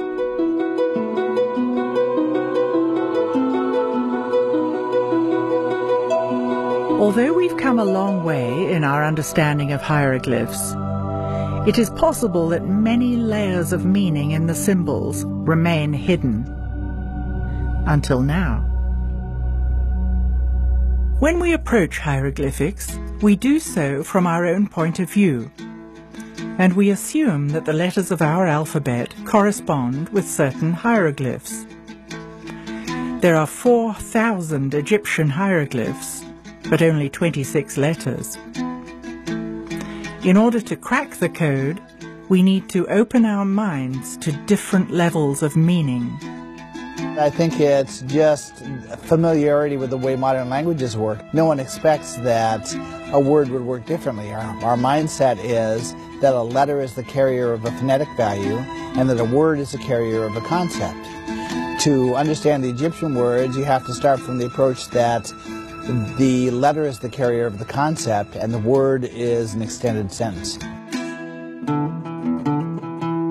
There are nuances of meanings to the words that you don't get if you don't understand what the individual glyphs mean. For instance, there's an Egyptian word that is translated as diving duck, but when you read the glyphs it really reads pool of water, place of diving duck. In 1822, French scholar Jean-François Champollion and British scientist Thomas Young deciphered the hieroglyphics from the Rosetta Stone. The stone was created in 196 BC. It showed the same text in hieroglyphic, Greek, and Demotic Egyptian on the one tablet. Scholars have used Champollion's translations as the basis for deciphering hieroglyphs. Could Champollion have missed subtleties or even withheld some information? One biographical study of Champollion said that he delayed for a very long period of time before producing his translation because, in the words of the study, he clung stubbornly to the idea that an Egyptian glyph might mean something more than just a phonetic value. Laird Scranton is a computer software engineer who has interpreted a new aspect of hieroglyphics. His research is revolutionizing the way hieroglyphic is understood. Basically, Egyptian hieroglyphic words work more like an acronym in English, like the phrase FYI, or an acronym such as CIA or CBS, where anyone who reads English understands that you don't try to pronounce this word. This is not a word that you're going to read for its meaning in terms of the letters all put together. It's one letter at a time, stands for one word at a time, and you put the words together to get the meaning. If we think of each hieroglyphic word as an acronym, rather than having a phonetic value, a new layer of interpretation appears. Hieroglyphs reveal in symbolic terms the way the ancient Egyptians thought the universe works. I can show that certain key glyph shapes came out of cosmology, which describes how the universe was created. Okay, and because the shapes came out of cosmology, it makes sense that the meanings that attach to the shape are associated with cosmology also. They would have meanings related to the creation of the universe. Once you agree that the sun glyph means what it means, and that's all traditional meanings, it's hard to argue that the word month doesn't say the moon makes an orbit. Or it's hard to argue that the word year doesn't say time of the Earth's orbit around the sun.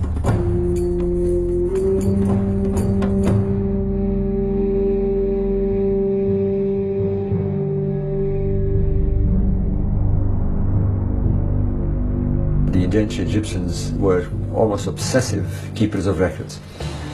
And one thing that they observed most was the celestial objects. We'd expect them to pay attention and record. Now, how far back? That's a big question.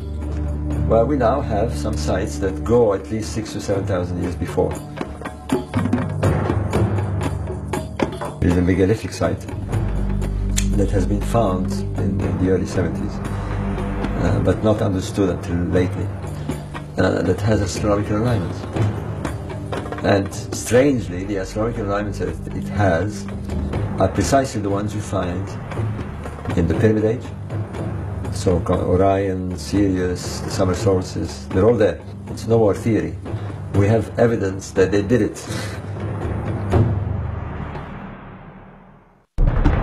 For decades, author Robert Bauval has been studying the alignment of Egyptian monuments to key stars. Muhammad Shukla.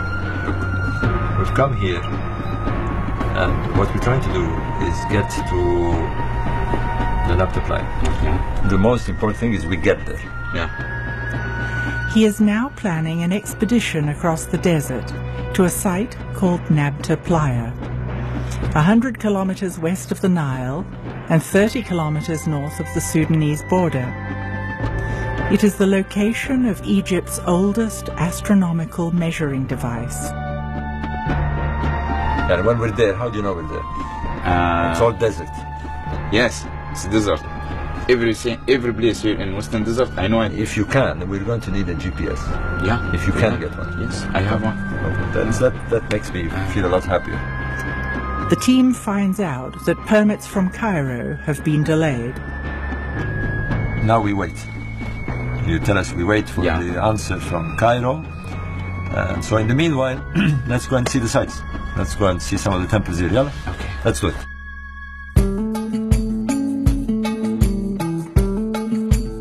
The key to decoding Egypt is in the alignments of the temples, which changed in different epochs to match the majestic drift of the procession of the stars. We're now here at the Karnak temple in Luxor. On this wall we can see the ritual of the stretching of the cord. On the right hand side is the goddess Seshat. She's represented by a priestess. She's holding a rod and a mallet. And on the other side is the pharaoh. There's a cord looping between them, and what they're doing is that they're aligning the monument to the stars. We know from inscriptions at the Temple of Karnak that they aligned monuments with the circumpolar stars, principally the Big Dipper. They also align to the stars of Orion, very similarly to what we also have at Nabta. The Karnak temple, the very center of Egyptian religious activity, is aligned to the sunrise at the winter solstice. So as we look down the axis this way, on the winter solstice the sun will rise along the axis. And in the summer solstice, it will be aligned to the sunset of the sun. So as we have at the Napta Playa, in the circle of the calendrical circle where there is the summer solstice alignment, here we have another example of this similar alignment 3,000 years later. On the expedition into the open desert, Robert Bauval hopes to see for himself that these alignments exist in the remote region of Napta Playa.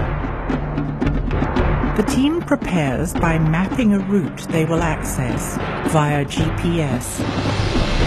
Jeeps are equipped with supplies for the dangerous journey.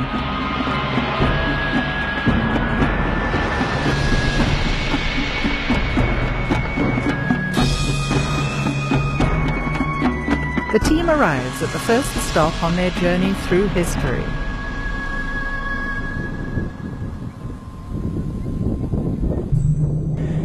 In the heart of the El Khaga oasis lies a Christian settlement dating back to the 3rd century AD. Original paint graces the ceiling of the chapel, telling the stories of Adam and Eve.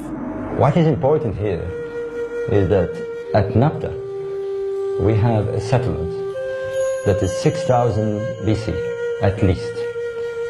And here we have a settlement, a Roman settlement, which is of the 1st, 2nd century. Surely the people here were aware of some sort of origins in the desert. They must have moved around here. We're only 300 kilometers away. And this is the big work that anthropologists have to get into, cultural anthropologists, people who understand how to look for clues within a lost culture. We're looking for a lost culture that could be the origins of our civilization. That's what we're talking about here.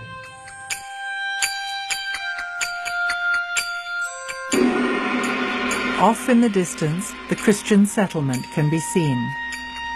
In the valley below, we can see the old riverbed of the Nile, which has migrated over 60 kilometers to the east. How many thousands of years would it take to wind back the geological time clock to when the Nile flowed here? The Nile we know there was here. Yeah. Before we didn't know. Do you realize what this is? Almost surely the ideas of these people, their beliefs, the way they look at the stars, the way they look at the sun, the way they buried people, comes from here to influence the pharaonic civilization. Imagine 2,000 years ago. There was a Roman garrison with centurions walking about, and priests, and Roman ladies in carriages. And it's amazing to think that this was like this. People have been here for thousands of years. I mean, we know that. But now you're going to show us caves, you're going to show us prehistoric caves, where there are drawings that tell us that people were here even longer than we thought. Maybe 10, maybe 15,000 years ago. That's incredible.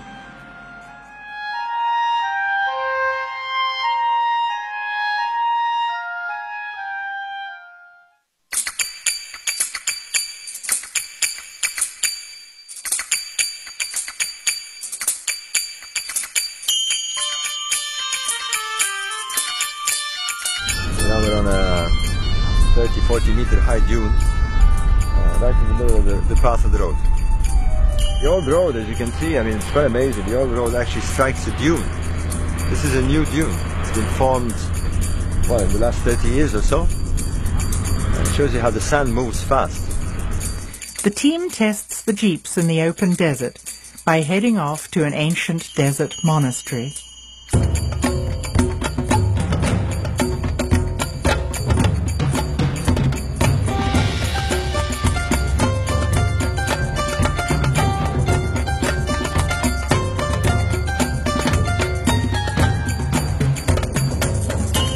Along the way, the team stumbles across a large outcropping of stone, with obvious layers of stratification. The guide tells the team that the area is an ancient ocean bed. There's water like ripples, and seashells are still embedded in the hard rock. indicating a vast change in geology and climate over the past several thousand years. It's probably petrified timber, this, on a much later period, but you can see the shells here. The shell is encrusted. They're millions of years old. We're walking on terrain that is millions of years old.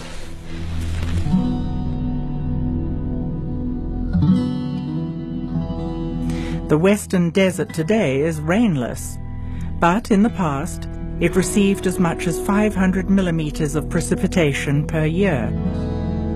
There were permanent lakes, large springs, and seasonal streams. The most recent wet period was between 130,000 and 70,000 years ago. Then it was thornbrush, savanna. At that time, the area supported many large animals, gazelles, giraffes, buffalo, camels, and antelopes.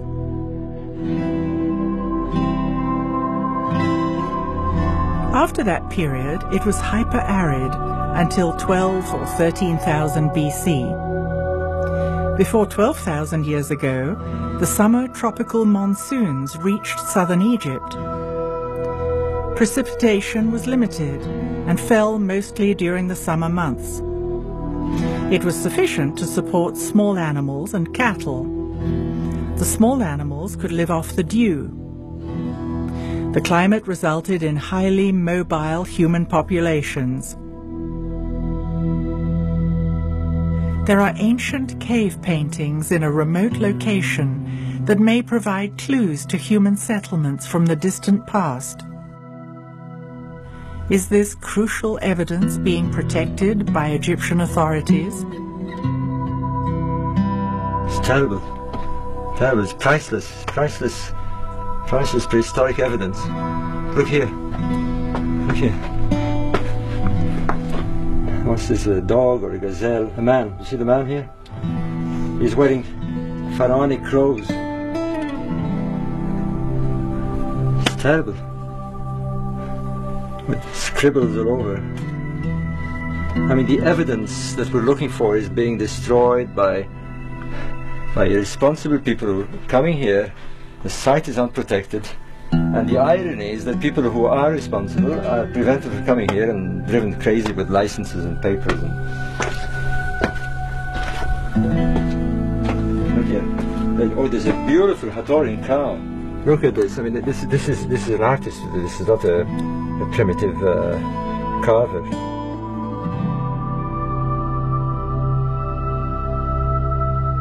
Pre-dynastic Egyptian belief systems originated with cattle cults linked to the Nile. A cow was seen as the mother of the sun. Cattle were deified and were considered earthly representatives of the gods. An enduring ideology with Hathor as the center figure. Images of bulls were shown with depictions of stars, and this dates to before pre-dynastic Egypt. Cattle pastoralists were in the Sahara several thousand years before pre-dynastic Egypt. Gilf Kabir, which means large plateau, is another large ceremonial center a further 600 kilometers west, near the borders of Libya, the Sudan, and Egypt. The Cave of the Swimmers, made famous by the movie The English Patient, is located here. Prehistoric rock art shows people and their cattle. Since Gilf Kabir is 600 kilometers away, it seems as though cattle cults were prevalent throughout North Africa in ancient times. Could this be another clue that the nomadic tribes were connected? Could they have influenced the ancient Egyptians? Arriving at the monastery, we can see it has never been accessible by road. Once occupied by Christians, it lies upon an ancient camel trail 40 days from its closest neighboring site.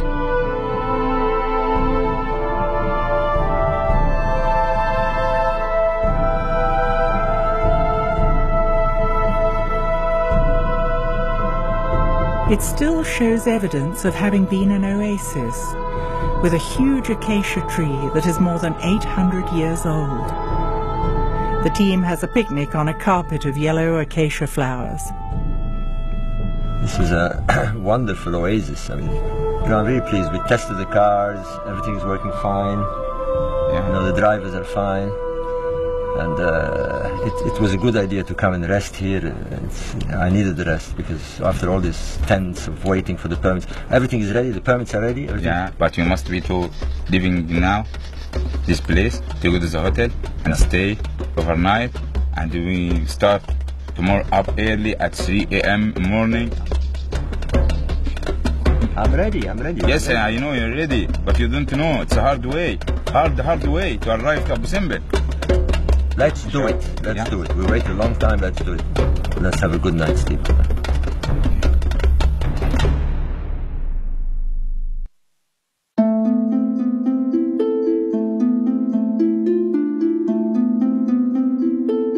The team gets an early start, armed with long-awaited permits granted by the Supreme Council of Antiquities and the Egyptian army.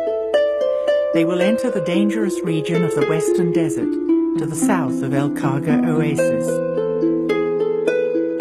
Well, after days of waiting and of uncertainty, we're finally on the road. We got the permit and we're ready to go out in the desert to Nabta.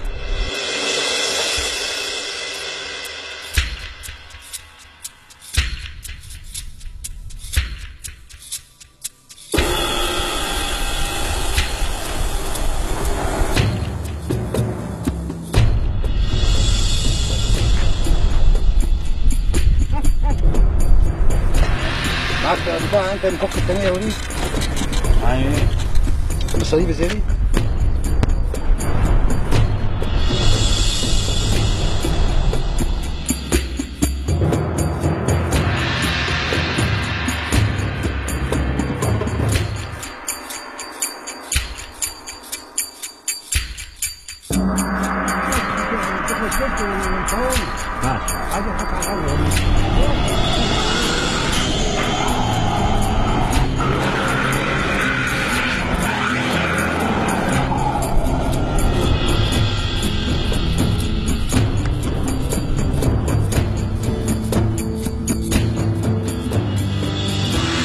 After driving south for hours along an old road covered by occasional sand dunes, there is nervousness in the air. The team will be traveling blind in the open desert for the last part of the journey, relying solely on GPS equipment to locate the ancient site of Nabta Playa.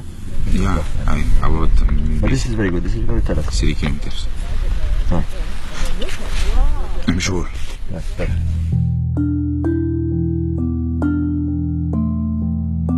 What clues will be uncovered at Nabta Playa?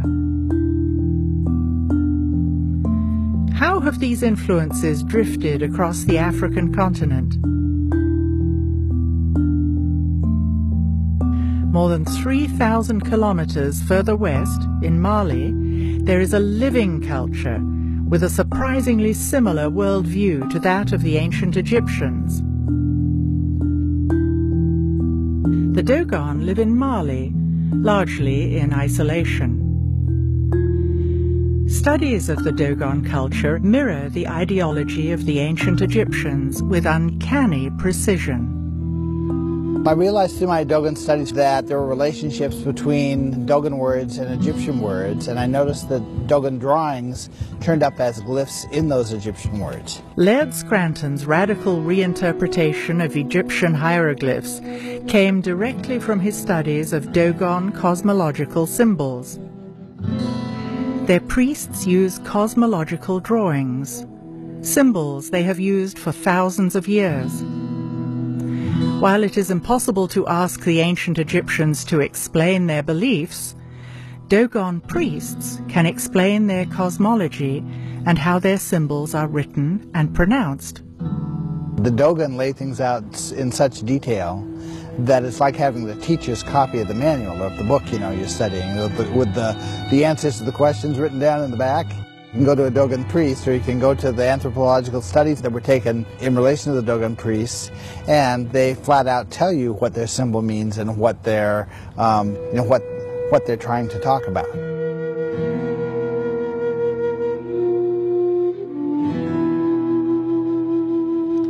The general pattern I could say is that Dogon cosmology tells us how a concept should be expressed, how the word should be pronounced, what multiple levels of meaning the word should be associated with, and what kind of a drawing it should be associated with. That predicts for us what we ought to find in Egypt. And so when I go to Egyptian studies, I look at the Egyptian hieroglyphic dictionary or go to a book about Egyptian cosmology, sure enough, I find the same word expressing the same meanings, written with the same drawing or the same drawn character, and I say I've got a match. How is it possible that the Dogon culture in present-day Mali is connected to the ancient Egyptians? What is the link? The Dogon seem to have come out of a class of priests who had very specialized knowledge and who for one reason or another were not happy with the way things were going in Egypt and deliberately left. I would say that sounds like it's true. I can't prove it's true, but it doesn't contradict anything I know. The fact that there's a match between the Dogon drawing and the Egyptian glyph in the context of the same word, pronounced the same way, with carrying the same meanings, is just another level of validation that I'm on the right track, that these words really do correspond to each other. Using this new interpretation of hieroglyphic, what can we learn about the ancient Egyptian view of sacred cosmology?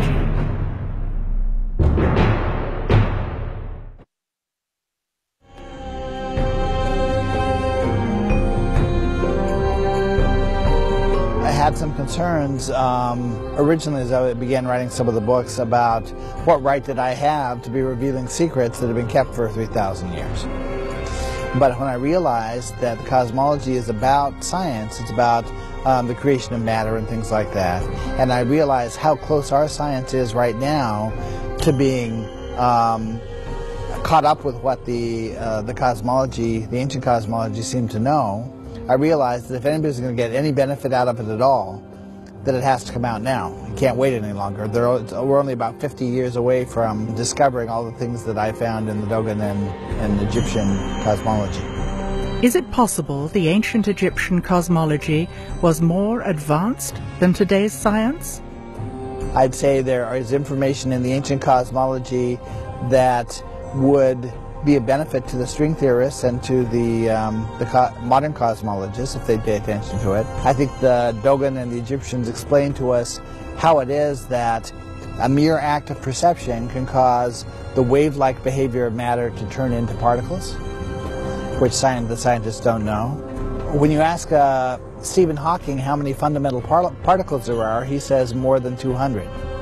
If you ask a Dogon priest, he says 266. Science is on the verge of understanding things that ancient civilizations seemed to know long ago. How is this possible?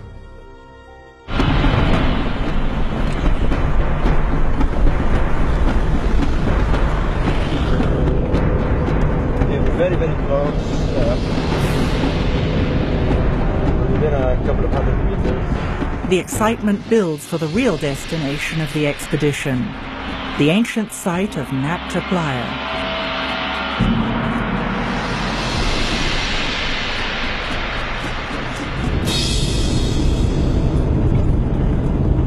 Is that it? Yeah.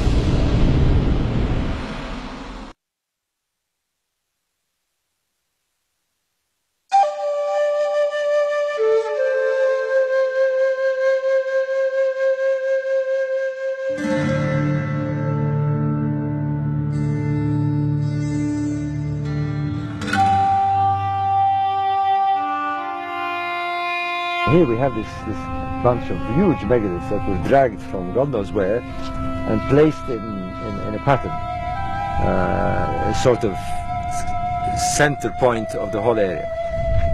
it's essential that we do not disturb the stones, we don't touch anything, we just look at them. Because the alignments are there and they've been there for thousands of years, undisturbed, and we can use them to date this place. A group of archaeologists led by Fred Wendorf, called the Combined Prehistoric Expedition, by chance found some pottery shards at Nabta Playa. They thought that the megaliths were just outcrops of rock. And then they started to realize, well, these are setting on top of playa sediments, sediments that were built up during the Neolithic time. And so how did they get there? And so they had to get there from man. These are man-made objects, these megaliths. One of the possible links to Egypt before the pharaohs is that Nabta Playa became climatically hyper-arid like it is today around 3800 BC. It has not been lived at or used since. It has been assumed by historians that Egypt borrowed its complex society from Mesopotamia. However, it is now generally recognized that a process of social complexity is not diffused from one location to another, but rather develops locally.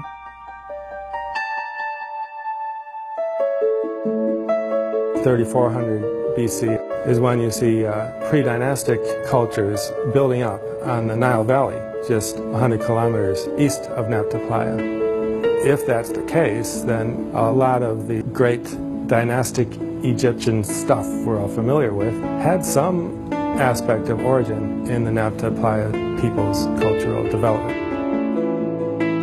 Dr. Nicole Dueck is an Egyptologist who lectures at the British Museum and at the Metropolitan Museum in New York. By strange coincidence, she happened to be at Nabta Playa on the same day as our team.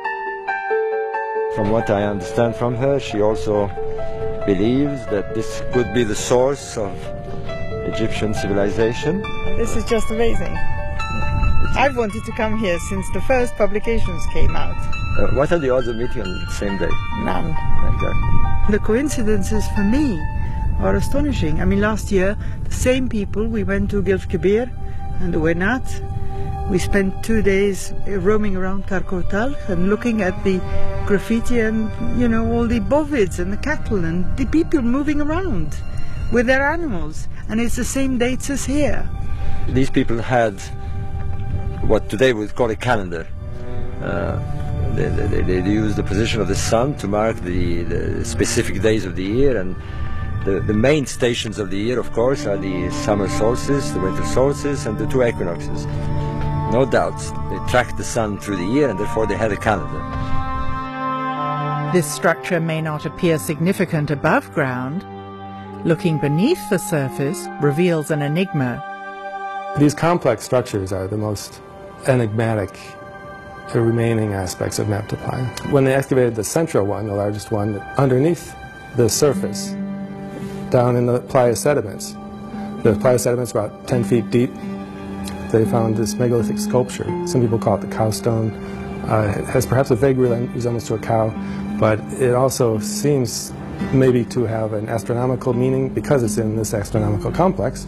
And then underneath the sculpted stone, on the bedrock, underneath all the sediments that were laid down earlier, they found another sculpture, sculpted out of the living bedrock, and sort of like the Sphinx is sculpted out of the bedrock. The bedrock sculpture was carved, and sediment filled it in over thousands of years.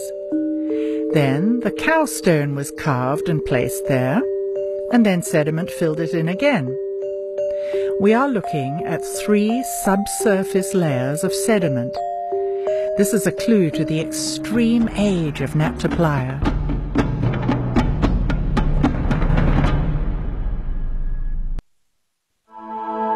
What makes all this far more exciting is that they also align to stars.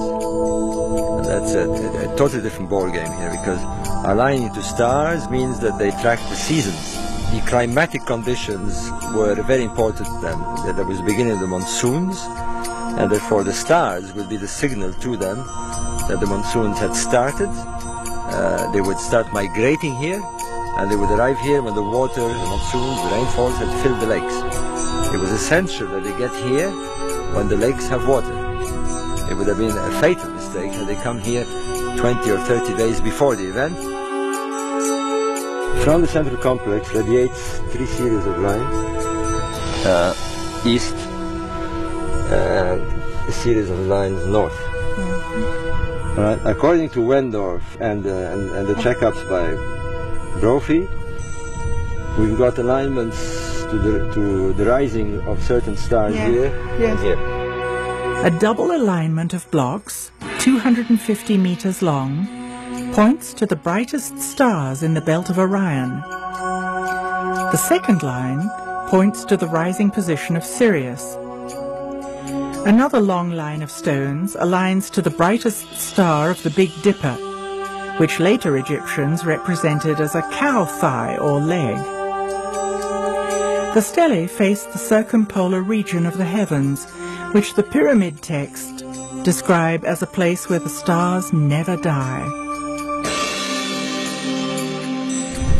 They've got Orion's belt and Sirius. What's interesting is that they seem to be tracking them, not just a line in two, but they seem to be tracking them over the movement over a long period of time. So they knew the stars moved, and they knew that the sun moved the same every year on an annual cycle. Maybe the whole ceremonial complex has something to do with the age of Gemini and transition to the age of Taurus. The constellation of Taurus is represented by a bull. If we are talking about the transition to the age of Taurus, was the symbolism of cows in ancient Egypt connected to the nomadic cattle cults prevalent in the area? So astronomy is telling us that there's a link. Now we need the anthropologists and the Egyptologists to find that link. The problem is that most of these disciplines are so entrenched in their own little world that it's very difficult to move people one side or the other. I mean, I don't know how it is in the United States, but in Britain, everyone is in his own little world, and people who deal with text won't talk to people who deal with sites in the same discipline.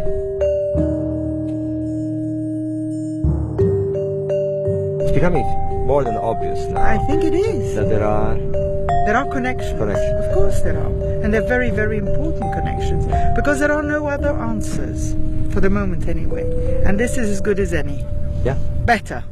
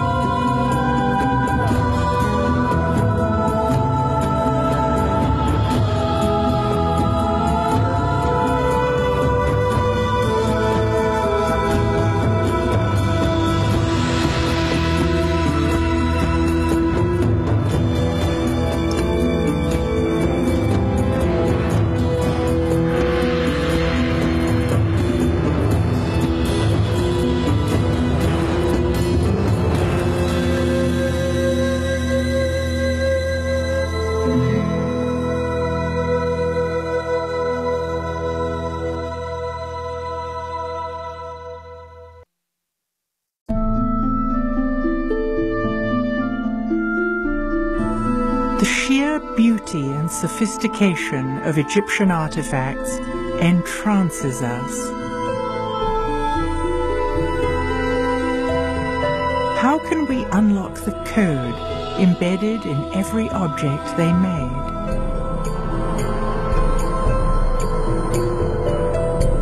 How does the symbolism in Egyptian art illuminate their cultural values?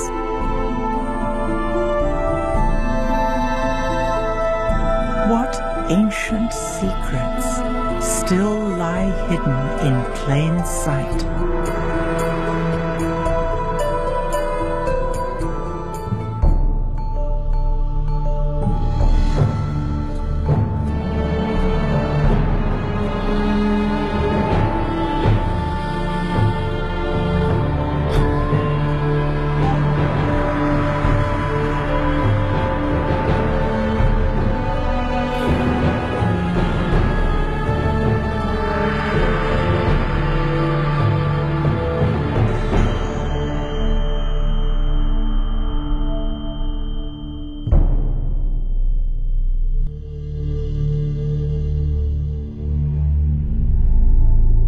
Our understanding of ancient Egyptian culture is limited.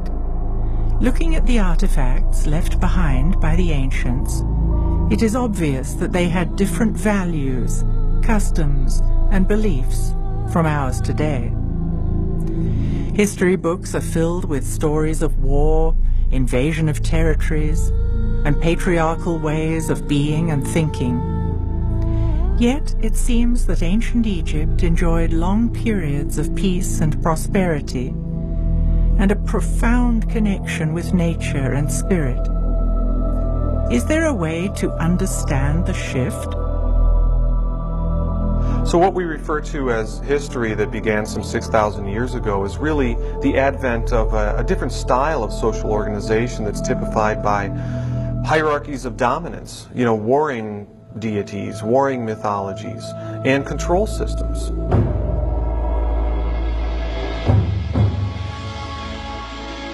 Vedic culture from ancient India speaks of a grand and measurable cycle of 26,000 years, consisting of ascending light ages and descending dark ages. In the higher ages, you see this philosophy of living in tune with nature. People talk about speaking with the gods and a lot of interaction. Virtually every ancient culture has stories about the gods if you go back far enough. And you see a lot of matriarchal cultures if you go back far enough. The Dark Age times, you have this very brutal, paternalistic type of ruling. I think it's difficult for us to understand the ancient Egyptians because we've got the paradigm of the patriarchal structures on top of it, and we're looking through our own cultural lenses. Has world culture always been male-dominated and patriarchal? If not, what would a matriarchal system look like? Matriarchy is not the opposite of patriarchy, with women dominating and controlling men. It is based on balance between the masculine and feminine, and harmony with nature. This was exemplified in ancient Egypt, which was known in the old language as the land of Kemet.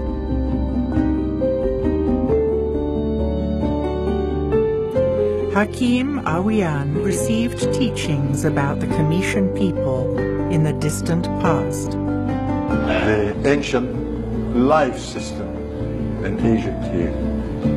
The Comitian tradition being passed down through the mother. Mother is the teacher, not the father like patriarchy system. This is matriarchy. She is the goddess. She is everything in the house. Based on the countless artifacts that show the high status of the feminine, it seems that women had the same status as men, if not a higher status. In the museum, you have statues. You notice that the woman put the arm around the man's shoulder. And that shows, are they equal? No. Woman was the upper head in the family. When she put her arm around the man's shoulder, she's saying, this is mine. You also see that the sculpture in the old days put the feminine wig on a man's head when he promoted more to a woman than a man. Men's wigs were layered in different lengths, like steps. Women's wigs were parted in the middle, smooth, and all one length. When a man wore a woman's wig, it was an indication that he had high status. Only men with wisdom who wear the women wig. So these are the scribes and the physicians and the rest of them. All you can do is go back into the Old Kingdom, and what you find is, is obviously a fair amount of equality. The goddesses are revered as reverently as the gods, and there's even the instance, for example, of Hathor, the exception, in that she's the only deity that has a temple column all to herself. So the Great Mother, the great feminine principle, occupies a very important part in the whole Egyptian symbology, the whole Egyptian doctrine. There's absolutely no doubt about that. Women could own property at as much rights as the men. They could divorce as easily as the men. Of all the known sophisticated civilizations that we have access to, probably women were better off in Egypt than they were anywhere else. Perhaps we are looking at ancient Egypt from a patriarchal viewpoint. We should let the symbolism in the artifacts tell their own story. The frescoes we see lining temple walls in Egypt and on stone slabs in museums around the world each tell their own story. We see the same images repeated again and again in Egyptian art. By learning to decode these symbols, we can look back in time, peeling back the layers of patriarchy that cloud our understanding of ancient history. Then we can begin to decipher the messages that the ancients left us. You have to accept that we're dealing with a period that occurred at least 5,000 years ago. And the little we know of it comes from archaic texts that were written in a very occult and esoteric manner. They weren't meant for you and me. The secrets of the ancient Egyptians were not for the commoners. They were meant for a very, very small group of elites who had to be initiated over many, many years to appreciate what this text said. They were for the high-level initiates, which were people who were trained, and they would go through different initiations, tests, that would help them be wise, that would help them confront their fears, that would balance them in the body, mind, and emotions. Initiates were students who were given rudimentary instruction on the mystery traditions of Mayan and Egyptian cosmic cycles. As they approached higher levels of consciousness, they came to respect different aspects of themselves that were represented in the feminine and the masculine. But they went further and called it sacred feminine and sacred masculine, which meant the purest form that was actually connected to the two hemispheres of the brain. Feminine consciousness corresponds to the right hemisphere of the brain and the left side of the body. In contrast, masculine consciousness corresponds to the left side of the brain and the right side of the body. Patriarchal consciousness focuses on history, linear time, dogma, rationality, waking reality, and science. Matriarchal consciousness focuses on eternity, cycles of time, ritual, magic, altered states, and art. If we examine the art, we can see the characters almost always have one foot slightly forward. In some instances, they take a big step forward. In each scene, the goddess has her left foot slightly leading, showing awareness of the feminine principles of timelessness and magic. The pharaoh, however, takes a large step with his right foot. This shows that he is grounded in the masculine. Similarly, we often see images with two left hands. It has been suggested that this is just a stylistic convention. But we should not impose our ideas on Egyptian art. Left hands suggest giving, while right hands suggest taking. In our culture, we've practically erased the feminine in favor of the masculine. Reading, writing, and arithmetic. Art, music isn't as important. And our society is completely unbalanced because of it. The ancients knew that you could not achieve high states of consciousness without these being in balance. And so they revered the pure qualities of either. And so when we say sacred feminine and sacred masculine, this was the highest form of respect, so that the female would have both feminine and masculine balanced within her, and the male would have both feminine and masculine balanced within him. Balance between the sacred feminine and the sacred masculine runs deep in Egyptian symbolism. We see gods and goddesses carrying a crook, a flail, and a staff in various combinations. The crook represents the balance of the emotions. The flail symbolizes the balance of the mind, and the staff depicts the balance of the body. Once balance of the body, the mind, and the emotions was achieved, consciousness could develop. Notice the staff always has the head of a bird and a forked base. The staff never touches the ground. This indicates that we are spiritual beings having an earth experience. We are incarnated here, but our souls can go beyond the earthly plane. Egyptian temples were places where spiritual work was done. An arch with a winged disc is always found at the entrance to temples. The winged disc depicts a vulture and a snake. Snake been taken as a symbol of masculine, and the vulture is feminine. The feminine and the masculine had to be in balance. The lower self was to surrender to the higher self in order to enter the sacred space. This meant that the ego of the everyday world had to step aside, while the higher self connected with cosmic energy. Vulture can fly, snake can't fly, but both have the same glands.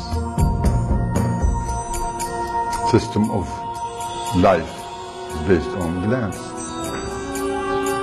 The glands were the most important features of the human being.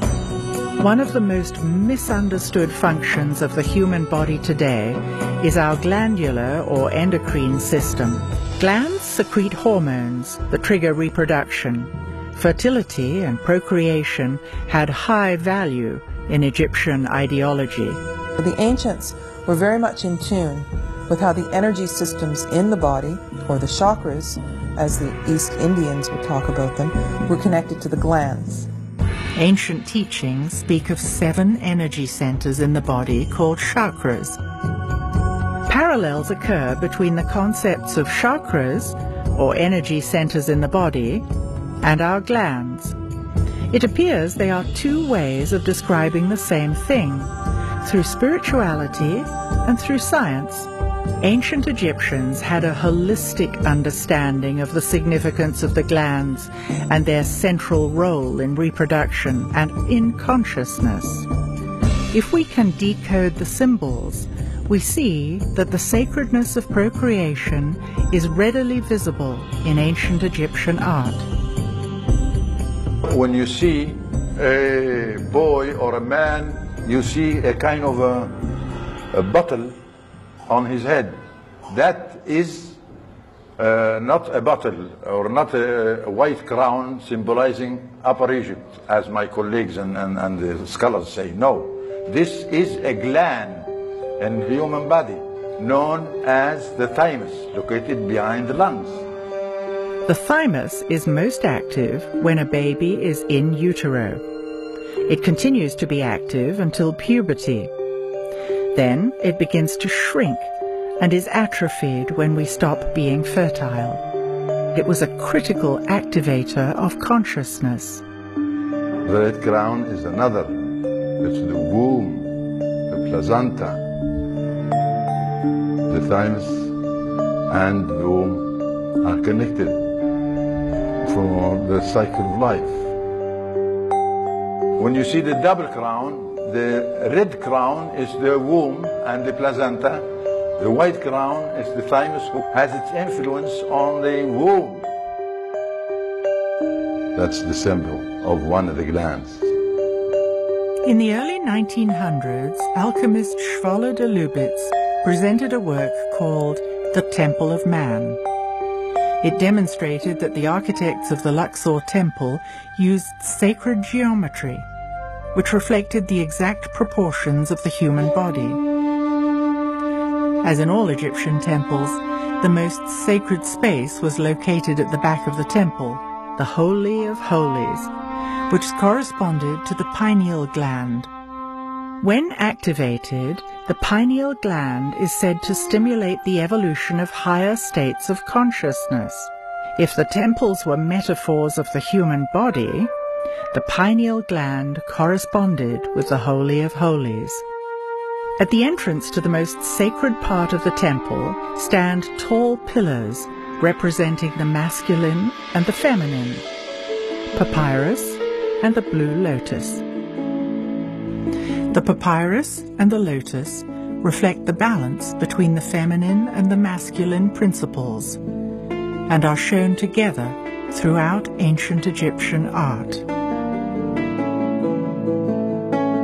The blue lotus is a symbol of life, and this plant, blossom, flower, it grows in the water like water lilies. It's where the ancient commissions believe that life starts in water and in that lotus form. We have seen there are always multiple layers of meaning embedded in ancient Egyptian symbols. Is there another reason why the blue lotus was so important in Egyptian ceremonies?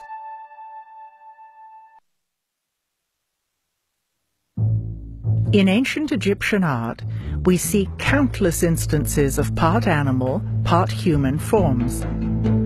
What were the ancients trying to convey by these curious images?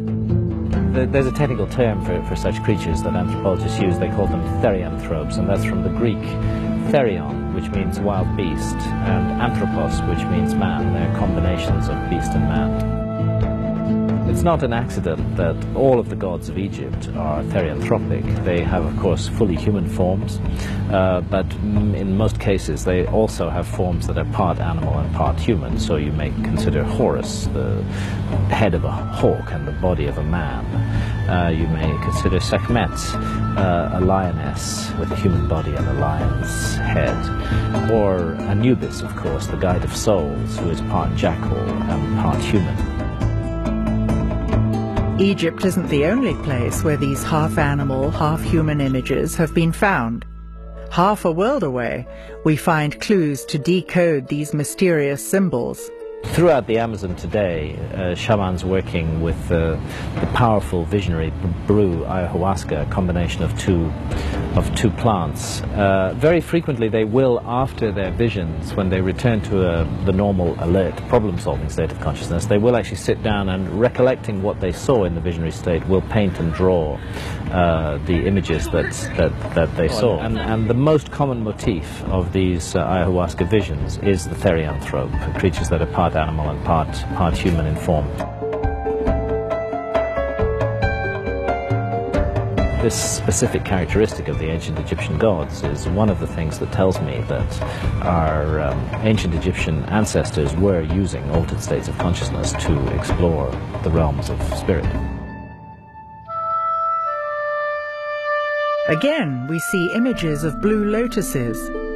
Is there another, less obvious interpretation of this symbol? Altering of consciousness has been done by a variety of different methods and techniques. Most commonly in shamanistic cultures, still to this day, it's done by using hallucinogenic plants which, as it were, switch the receiver wavelength of the brain and allow us to tune in to other realities. Of course, there are a range of non-drug techniques, rhythmic dancing, certain kinds of music, certain kinds of spaces have an effect on human consciousness. But there's a great deal of evidence that they made use of a potion involving the blue lotus and the mandrake root, possibly also the opium poppy as well, to enter a visionary state, and in that visionary state to explore, navigate, and learn about the realm that lies beyond death. And they had very concrete and specific ideas about this, which are expressed in the ancient Egyptian books of the dead, going right back to the pyramid texts. This was not a work of imagination on the part of the priests. This was a work of documentation, of their out-of-body exploration of realms that lie beyond the merely physical. Is it possible for us to learn to access other realms today? Can we expand our capacity to perceive? Do we need new ways to describe these phenomena? If I come today and say, I saw you in my dream, you're going to ask me, what did you see? Then I say the dream. Now, did I show you? The verb see is not there, because I did see you in my dream, but not with my eyes, because I was asleep. So how did that happen? It must be a sense put all this vision to me without my eyes. But I still, when I speak, limit vocabularities to say, I saw you in my dream. No, I didn't see you. But there's no other way to say it. Could the ancients have mastered innate human abilities that we have forgotten? You can't tell if that bird on the tree is happy or frightened from a cat. Yeah? You can't tell that the donkey is annoyed or happy by the vibration of the sound. And that's what we want us to notice, the sound. It's not the word you said, it's how being said. You can tell if this vibration the truth or not truth. It's natural. Healthy people, they use all the senses, the full capacity of senses. The five senses, as we know them today, were symbolized by the scarab. And when you see the scarab, you are looking at a human skull, divided in three sides, three sections. The front head, symbolized by ancient people as seven openers, 2, 4, 6, 7. That is the front head, and these are the receivers. You see with, you hear with, you taste with, you know, everything. On the left side is the consciousness side, and that is the daily deeds digested every moment you look at things. But the other side is the subconscious side, something you are unable to explain what's going on. It seems clear that the ancients knew about the subconscious mind. They had the power to reach beyond the senses, something we began to be aware of with the writings of Freud and the advent of psychology in the early 1900s. Don't compare people of today like the people of the ancient days. The people of ancient days were healthy. They able to use the senses. We're looking at things as a crippled people. We only have 5 senses. We're supposed to have 360 senses. 360, and only 5 is recognized. We got the glands of the sense, but we didn't use it. And any muscles you don't use, it shrinks. Oh yes.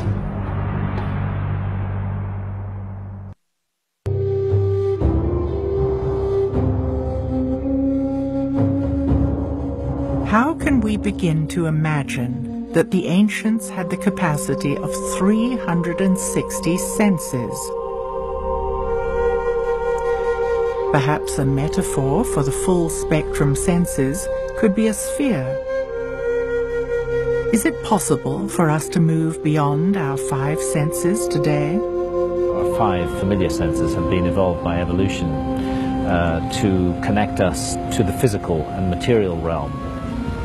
But we have, I like to think of it as a secret doorway inside our own minds, which can be opened in altered states of consciousness, through which we may project our consciousness into other realms and dimensions, and those then become accessible to us. Could it be that the ancient Egyptians were accessing supernatural realms through heightened perceptions that came from full spectrum senses? I come to the conclusion that it's really impossible to understand ancient Egyptian civilization and ancient Egyptian spirituality and religion until you get to grips with the fact that the priests of that religion were deliberately and in a targeted way cultivating altered states of consciousness in order to access the supernatural realm. They know what shamans all over the world still know today, that in the alert, problem-solving state of consciousness that is particularly valued by Western industrial society, you are not going to have supernatural or spiritual experiences of any kind. It doesn't mean that the supernatural and the spirit realms are not there, because they are. They are all around us all the time. But our senses cannot tune into that. It seems that the ancients must have been tuned into something that allowed them to build sacred structures using monumental architecture. Today, we consider ourselves to be highly educated, yet engineers are at a loss when they try to build even a small pyramid. Has our system of education diverted us from what was common knowledge in ancient times? There were no schools and universities like what we have today.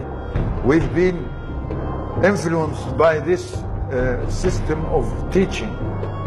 Today we think it's a relative life that no education, they haven't been to school, and how can they build a pyramid?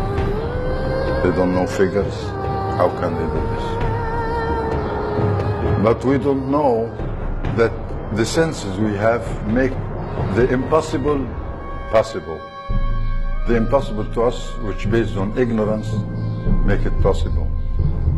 Because knowing is a very great power, just to know.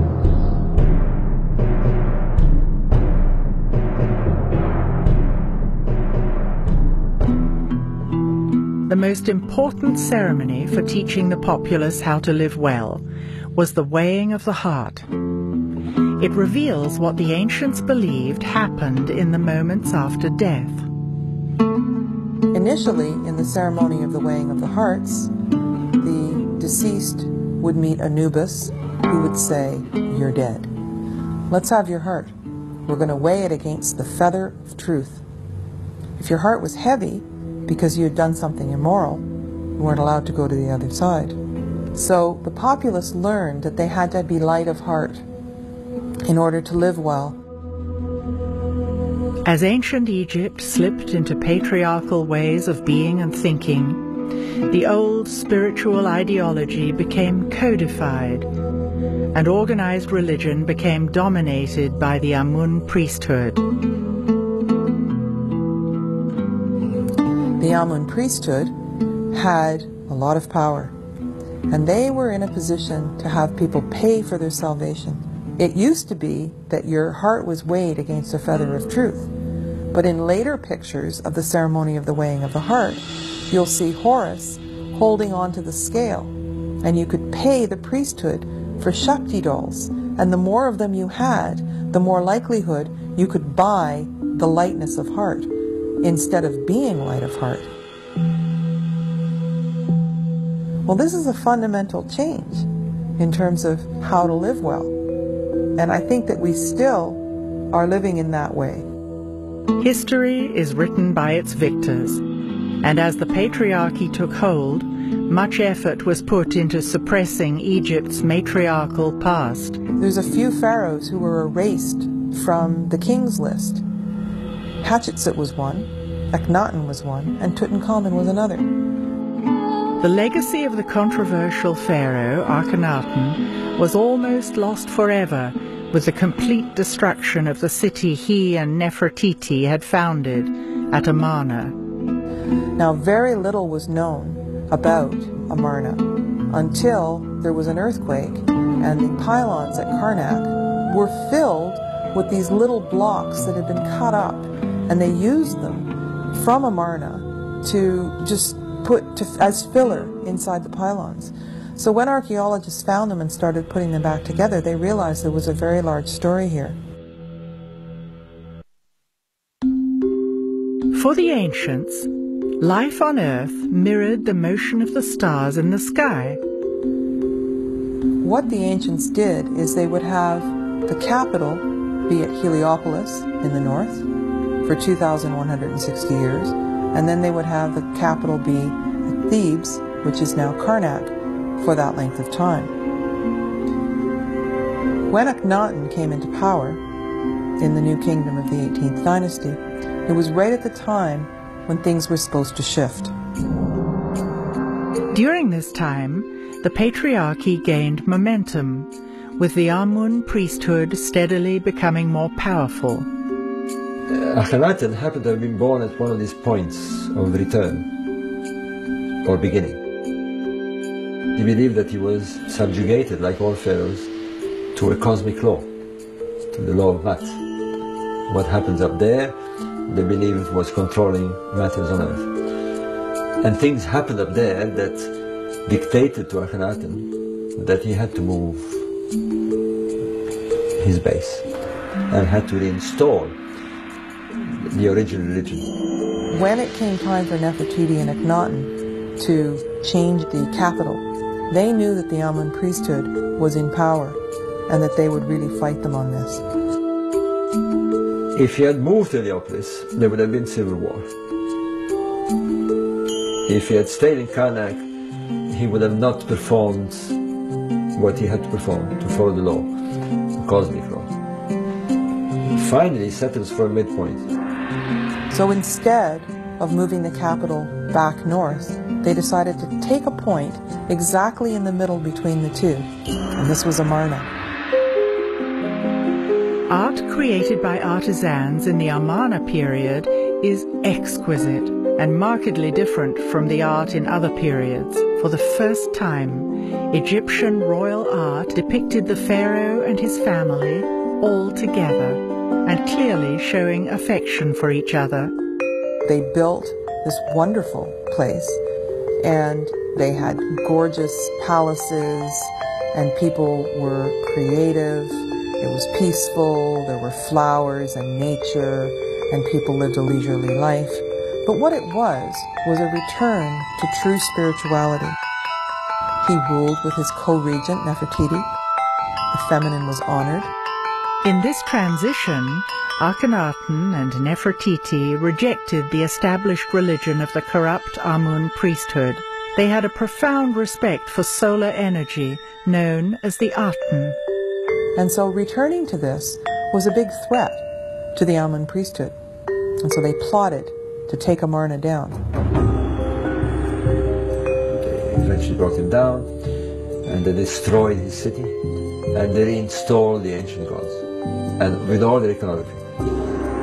Yeah, they simply destroyed everything, every trace of them. If they didn't find the ruins of Akhenaten's temples, used as rubble fill in the walls of Karnak, there'd be almost no sign of Akhenaten. Amarna was a peaceful society with great creativity and beauty. Yet scholars in traditional Egyptology continue to portray Pharaoh Akhenaten as a deformed, renegade, heretical leader. But see him as a heretical king is quite the opposite. The heretics were the priests. He was not heretical. He, in fact, was somebody who was determined to adhere to the divine law. And he went to the cross for it. After the fall of Akhenaten, Tutankhaten, a boy of only 9 years old, became pharaoh. Now, because we found Tutankhamun's tomb intact, we know a lot about him and the life that he lived. Now, he was raised at Amarna. Now, some people say that Akhenaten was his father. We don't have DNA tests. We haven't found the mummy of Akhenaten. We don't know that for sure.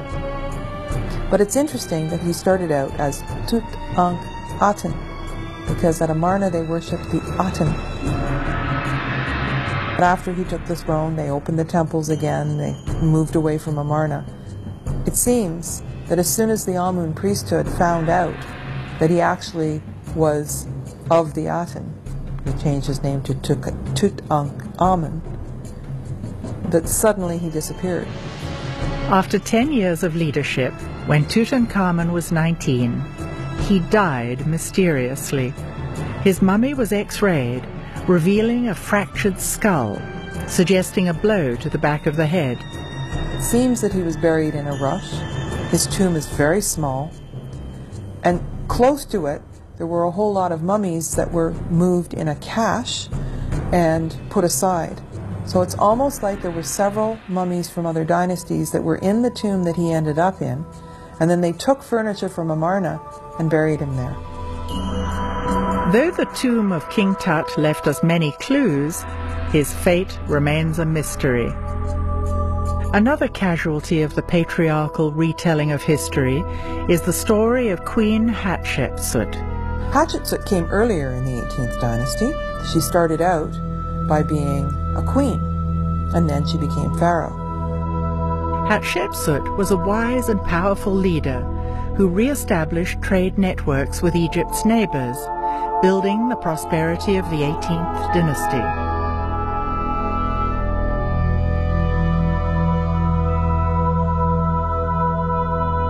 She was certainly ruling for a long time at a period of tremendous peace and prosperity. The artwork was never better than under her reign. Had she been male, she would likely have been remembered in history books as the best ruler of Egypt. Regardless of her success as a leader, she is still an enigma. There has been much controversy about Hatshepsut. It could be due to the patriarchy having little tolerance of images of an empowered woman. No one seems to agree on who the real Hatshepsut was. There have been massive books written on Hatshepsut, and again there are no real conclusions. Obviously Hatshepsut must have been a very able ruler, because she stayed there apparently 22 years. But somehow, about 20 years after she passed, her statues were broken and all put into a pit. When they found them, they started putting them back together. But, like Akhenaten and Nefertiti, the Amarna period, they were largely forgotten, because the people who came after were very threatened, and they somehow wanted to destroy all trace. Hatshepsut, Nefertiti and Akhenaten, Tutankhamun, they were the ones that really understood spirituality in some way. I suppose there was no money to be made if you weren't selling salvation. We may never know how the high courts of ancient Egypt were run. It seems likely that the stories passed down through the patriarchal institutions of the 19th and 20th centuries may have misled us. The peace and prosperity of the 18th dynasty, particularly in the time of Hatshepsut, Nefertiti and Akhenaten, had to do with honoring the feminine in balance with the masculine. Looking at Egyptian artifacts and frescoes, it is clear that the feminine principle played a prominent role in society and was cherished and revered. The feminine principle was articulated in the concept of a great mother who was central to the ancient Egyptian worldview and was echoed by other world cultures. The Milky Way in the sky is mythologized in various ways, in various traditions, in various cultures around the world, and it's often thought of, almost universally thought of, as a great mother principle, the great cosmic mother in the sky. In ancient Egypt, biology met cosmology, and both were considered sacred. When you look at a cosmology in terms of biology, it's describing events that happen inside of a womb. And the womb happens to be the womb of the mother goddess. In both Mayan and ancient Egyptian cosmology, the center of the Milky Way galaxy is where stars are born. Metaphorically, it is the womb of the great cosmic mother, represented as Isis, giving birth. We keep looking at how the ancient Egyptians thought, and everything fed biology and procreation. How we got here, how we came into existence, biology, and then how we left, and how our soul continues to live. And we can see that there aren't really that many symbols that aren't pertaining to balance of the body, mind, and emotions, and to balance between the two hemispheres of the brain. Once we can embrace that, then it's easier to understand the Egyptians. That switch from matriarchy to patriarchy, I think it's the cause of what's on the world now of conflicts and disagreement and showing off power.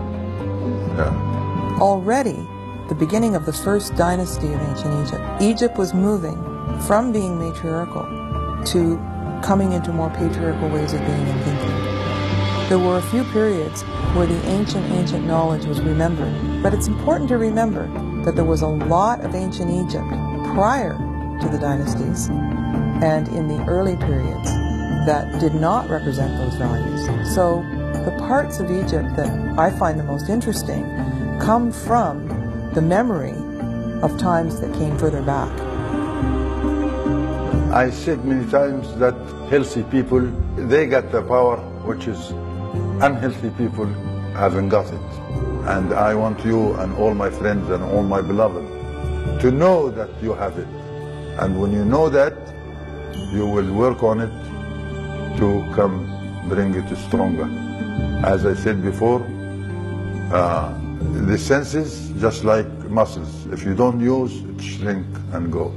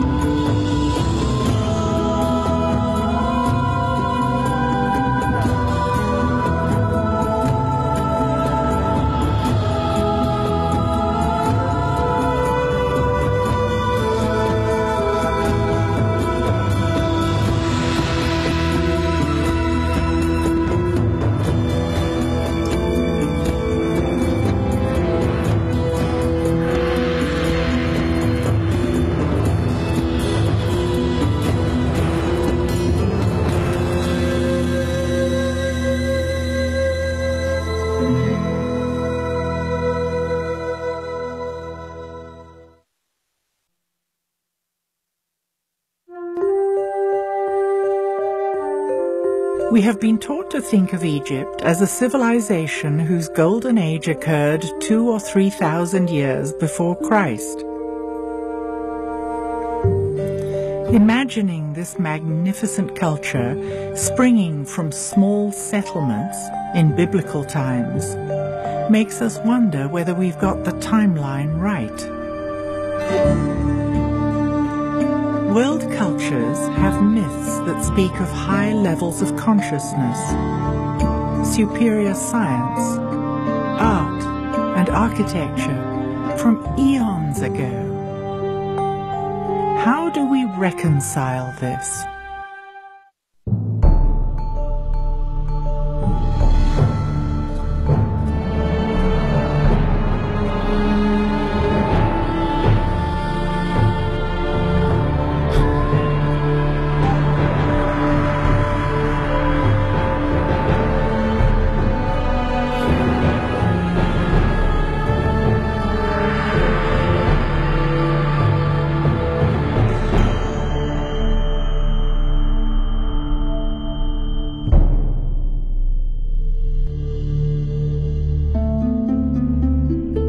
We are trapped in our own concept of time, but many cultures think on a vastly different scale. Science has established that the earliest human remains are about 2.5 million years old. It has shifted our marker back, so that now we are able to conceive of human culture being much, much older. In Indian traditions, and in 30 other cultures, a 26,000-year cycle is accepted. How does that affect the traditional chronology of Egypt, which insists that the pyramids were constructed as recently as 2450 BC? Will this force the issue of rethinking the chronology of ancient Egypt? Every year, authors, scientists, and alternative thinkers come together for the Conference on Precession and Ancient Knowledge. They share ideas about ancient cultures, lost knowledge, and great cycles of time. I started the Conference on Precession and Ancient Knowledge because I wanted to bring together the bright minds in this whole field of alternative history so we can put this very ancient puzzle back together again. Geologists, physicists, engineers, and archaeoastronomers discuss the accepted dating of world history. I'm convinced that there is a misunderstanding about the tenets of Egyptian civilization. And I'm convinced that there is misunderstanding about its datings. To me as a geologist, it's unquestionable that the chronology has to be redone. Knowledge of precession and advanced astronomy existed in extremely distant times.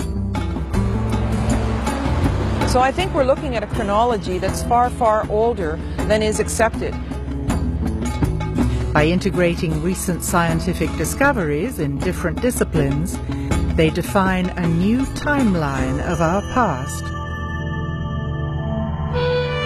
The Egyptians provided us with concrete evidence that describes political events from a far more distant past than we can imagine.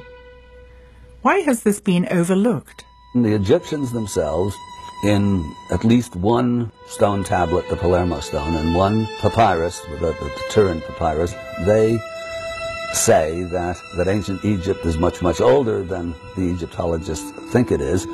So to dismiss that is, of course, an assumption that contemporary Egyptologists know a lot more about ancient Egyptian history than ancient Egyptians do, which is a form of typical arrogance on the part of the academic community.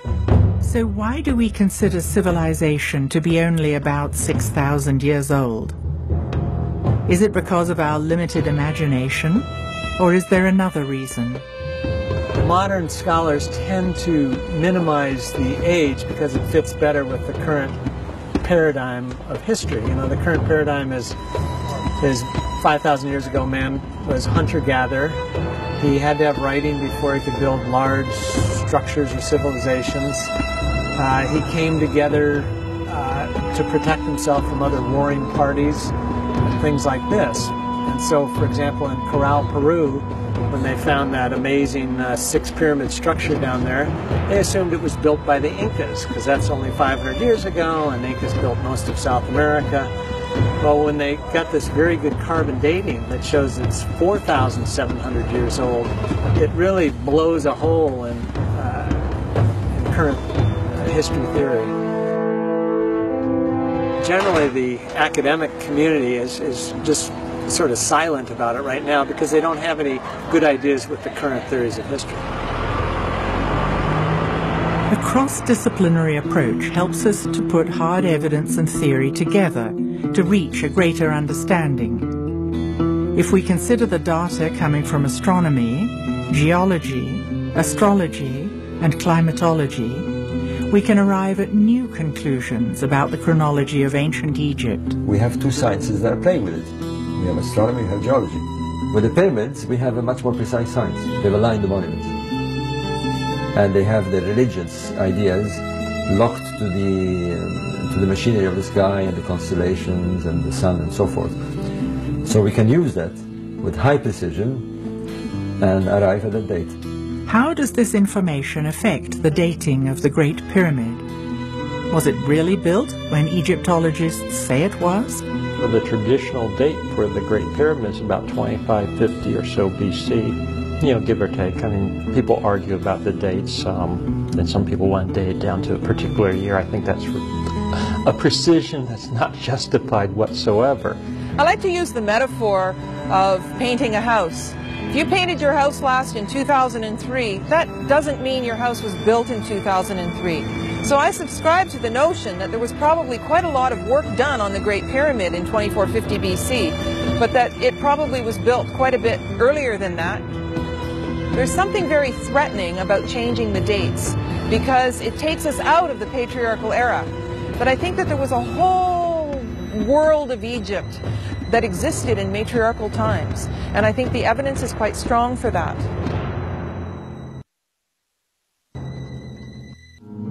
There is absolutely no reason at all why the ancient Egyptians could not have worked out the precessional cycle.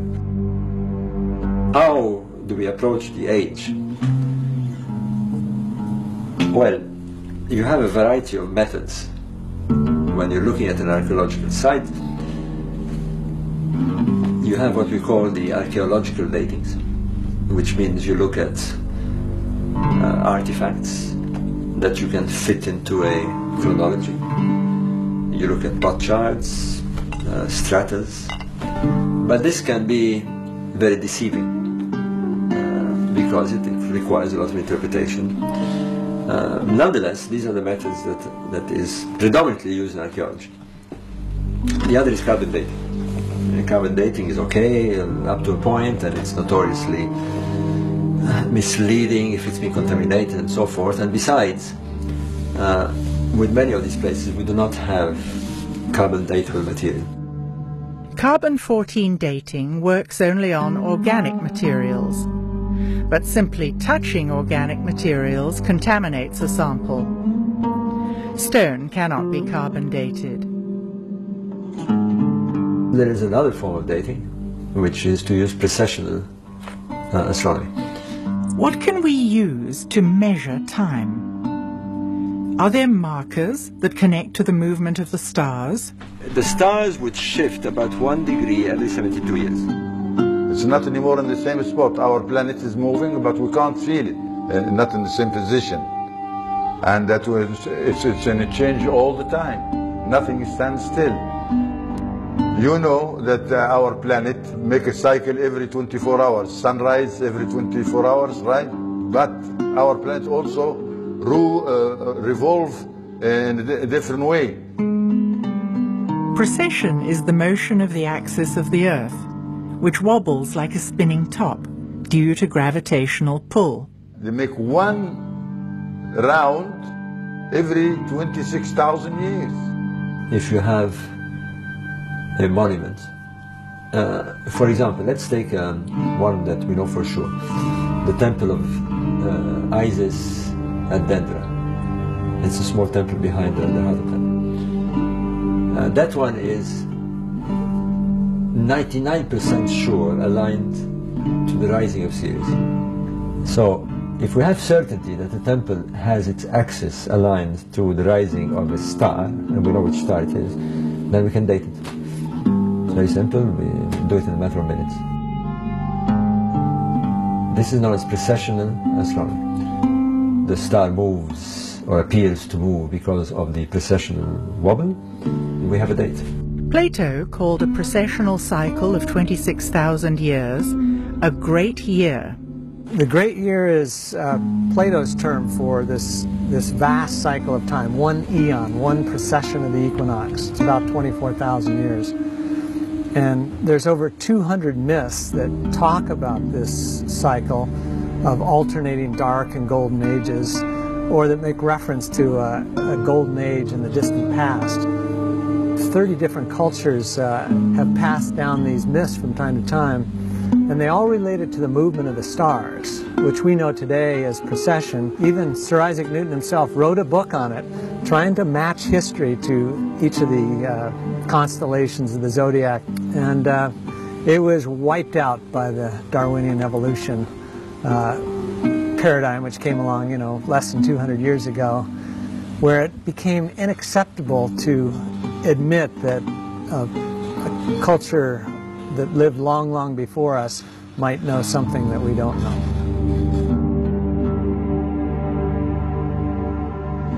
On different continents, cultures have come up with the same ideas. There's a certain science of cycles that's embedded into the world age doctrine of the Maya. You find it nicely paralleled in Egyptian ideas as well as the Hindu world age doctrine known as the Yugas. And it's somewhat counterintuitive to what we've learned in our own Western education, that it's referred to as the myth of progress, that human beings today are in all ways superior to human beings that came before.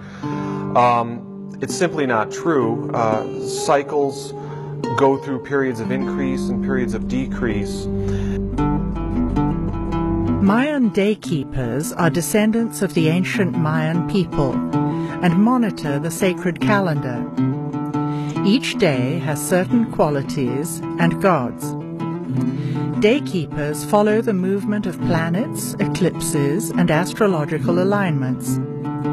They are often trained shamans who do divination ceremonies, giving daily and monthly forecasts. The Maya calendar is really interesting because it's based on a lunar rhythm. And the core building block of the sacred calendar is this 260-day cycle. Maya daykeepers today will offer as an explanation for this that it corresponds to the human gestation period. It's roughly 9 months.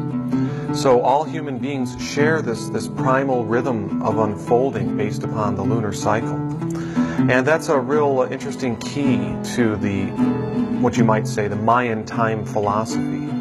There are many ways of dividing time. Solar cycles, lunar cycles, and larger cycles of time. The Mayans devised their long count calendar, which combines a cycle of 20 named days with another cycle of 13 numbers to produce 260 unique days. Each of the 20 days is linked to a different god in Mayan mythology. The Great Cycle started in 3114 BC and ends in December 2012. Well, the long count calendar is the most interesting calendar that the Maya had devised. This is of great interest in our times because this large cycle in the long count calendar, this period of 13 Baktuns, ends in 2012. So there's a great interest in figuring out why the early Maya skywatchers picked 2012 to end this large cycle of time. The Mayans were excellent calendar makers. They intercorrelated the movements of the moon, the sun, and even Venus to make their calendars very precise. And for some reason, they have their long count calendar, the Baktun, ending here in 2012. So it seems perhaps they're trying to call attention to something. Many people have been talking about 2012 as a turning point. What is the significance of this date? In the years around 2012, the December solstice sun will be lining up with the center of our Milky Way galaxy. This is a rare alignment in the great cycle of the precession of the equinoxes, this 26,000-year cycle. Now, another thing that's interesting about this period of the 13 Baktun cycle that began in 3113 BC and ends in 2012 is its midpoint. 550 BC. This is a time when great world teachers appeared on the stage of history. Pythagoras among the Greeks, the Buddha, Zoroaster among the ancient early Persians. So there's also something to be said for the way that the long count divides up time in a certain way that defines periods in human culture. You know, dawn points, high noon points, and end points.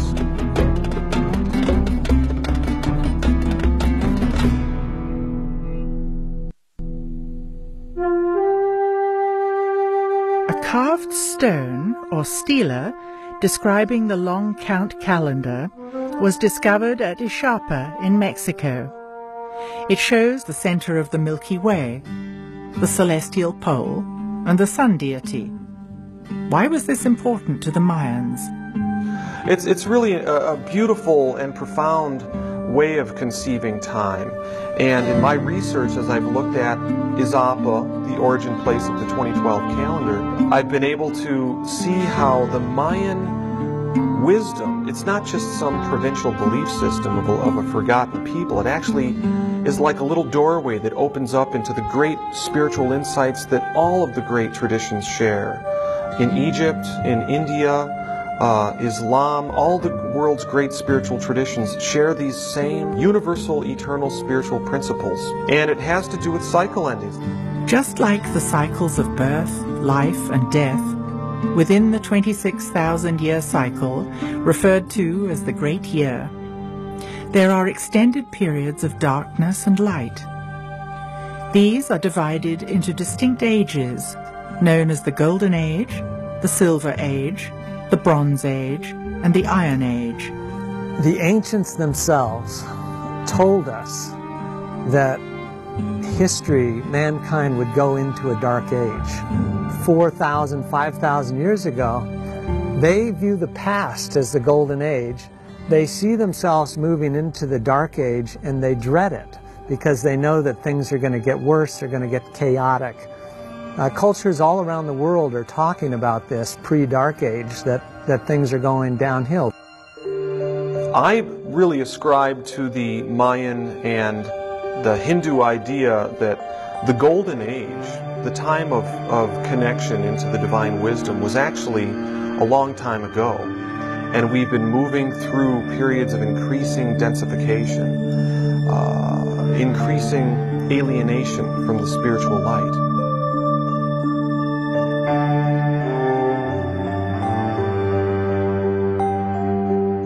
Golden Ages are times of enlightenment, when civilizations reach high points in architecture, spirituality, and benevolence. This is considered to decline slightly in the Silver Age, further deteriorating in the Bronze Age, and reaching extreme levels of chaos, corruption, and ignorance in the Iron Age or Dark Age. Then, the cycle works its way back up to the next Golden Age. One of the ways to measure the 26,000-year Yuga cycles is through the ages of the zodiac, which the ancient Egyptians clearly understood. The origin of the zodiacal signs is a very good question, actually, and probably impossible to determine. The only one of the signs that vaguely looks like what it's supposed to is Leo the lion. The stars making up Virgo definitely don't look like a virgin, whatever a virgin looks like these days. And the other signs are equally mysterious, the crab, the bull, etc., etc. Knowledge of precession and advanced astronomy existed in extremely distant times. The basis of the signs themselves, in terms of zodiac, the wheel of life or the wheel of animals, there are different translations of that. I mean, if you really want to know what the signs signify, you have to go into the qualities and properties of the signs themselves. In other words, each sign is male or female. Each sign is fire, earth, air, water. Each of the 12 signs of the zodiac has distinct energies. There are 4 elements: earth or material signs, air or intellectual signs, water or emotional signs, and fire or creative signs. By looking at the 12 zodiacal ages of about 2,000 years each, we can rethink the Egyptians' concepts of time and recreate the chronology.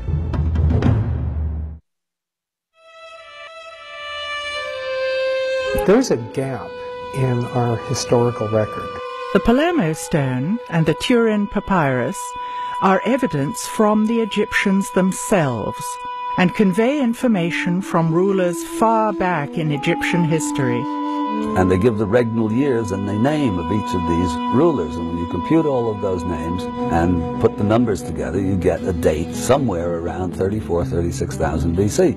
At the same time, roughly, that 34,000 year date corresponds to the Vedas of India, the Vedic civilization of India, which also gives a date which, when you work it out, comes out to something like 40,000 years before our current era. So we have two great sophisticated civilizations that have documented their own belief that their civilization started back around that kind of time.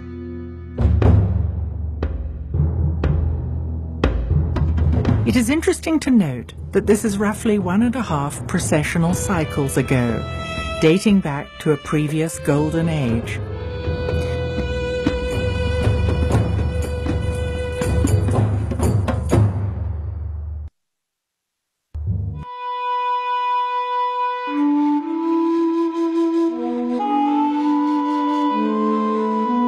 The Sphinx, with its lion body, screams out as a Leo symbol, as a marker for an age of Leo. The last age of Leo had its ingress at around 10,500 BC. So that's the date favored by Graham and by Robert Bauval. I'm hesitant to accept that date myself because the last ice age comes to a catastrophic end somewhere around 11,500 BC. I mean, it certainly followed, and this is known, there are the quaternary extinctions. All the mammoths and the woolly rhinoceroses die all over the world. Siberia, which was temperate, becomes tundra and Arctic. North America, which was under a couple of miles of ice sheet, melts, and all that water goes into the sea. The sea rises 300 feet over the course of a couple of thousand years, but in stages, and some of those stages very precipitous, maybe corresponding to the biblical flood and possibly Plato's Atlantis myth. So under these circumstances, which are catastrophic the world over, to me, it seems unlikely that the Sphinx and the pyramids, which presuppose a settled and stable and sophisticated society, could have built those amazing structures under those kinds of conditions. So that leaves anything before 10,500 BC, but I like the idea of the Leo symbolism. So the next age of Leo back is 26,000 years earlier, and that puts it back at around 36,000 BC, which, outrageous as it sounds, by a process of exclusion, turns out to be maybe less outrageous because there are big problems with those other later dates. Looking at the weathering on the Sphinx and the Sphinx enclosure, that weathering was clearly formed by runoff from precipitation. It is indeed water weathering and precipitation induced, so it has to have been done in the distant past, and the question then is, how distant was that past? It could take tens of thousands of years for the Nile to have migrated 8 miles. Can we use this evidence to redate these monuments? When you look at geology, you can see that the riverbed has migrated all the way from the west, beyond 50 kilometers to the west. Then it passed across the plateau, and you can see that the ancient riverbed actually went right up to the pyramids, and the initiates could have stepped right off these barges up onto the causeways into the pyramids. Now, if you look, the Nile is a full 8 miles to the east, and it's the dividing point between Cairo and Giza. And so if we look at geological time, it would take several tens of thousands of years in order for the Nile to make that migration. We can compare that to places like Tiahuanaco in Bolivia that almost certainly was on the edge of Lake Titicaca, and now it's 50 miles away. So it changes the whole idea of how ancient these places could have been. How many thousands of years does it take for a river to make this huge journey? The oases of El Khaga and Fayoum run parallel to the Nile today, but 100 kilometers west.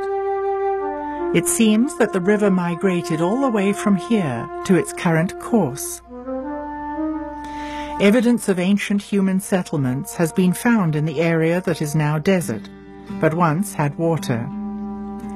At these locations are stone circles, indicating a knowledge of astronomy. What does it tell us about the distant past? What can we conclude about the dating of the pyramids and the Sphinx? And all I can really say at this point, given the data I have, is that I think it has to be at least back to 5000 BC. Could it be older? In fact, might it well be older? Yes. Generally, if sort of pressed for dates, I'll say my best estimate is somewhere in the period of 7000 to 5000 BC. So that's really a working range that I'm comfortable with.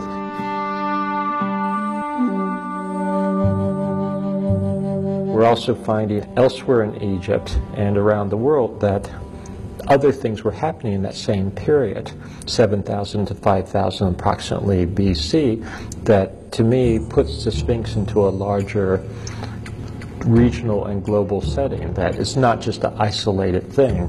It doesn't seem as isolated as it did 15 years ago when we had less knowledge. You come to tentative conclusions. If more data comes in that seems to indicate something else, I don't ever want to be afraid to change my conclusions or go where the evidence takes me.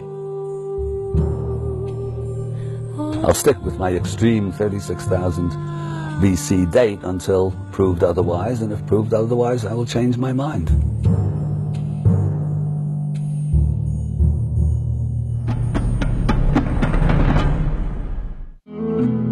How can we tie the concept of the Yuga or Vedic cycles into something more concrete that we can recognize in our own history? If we re-examine the stories that are often dismissed as fanciful myth, we might find that it indicates greater forces in play.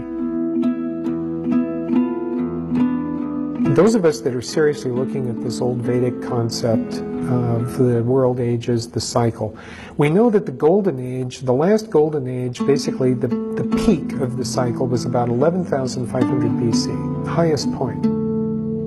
We also know that Plato mentions a series of catastrophes which have come down to us as the Atlantis legend, in which he claims that on our calendar system it would have been around 9,500 BC. Some tremendous upheaval apparently occurred, a lot of destruction.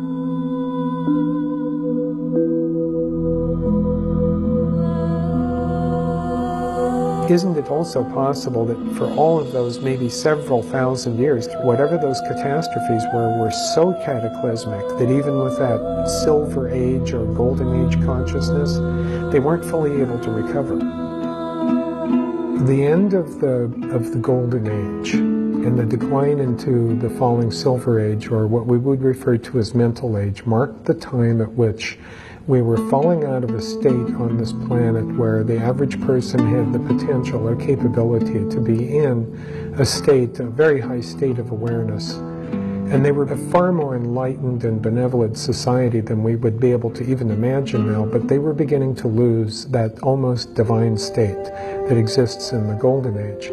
And as they started to descend into the silver age, there began to be more of an emphasis on what we would now refer to as sacred sites and sacred structures.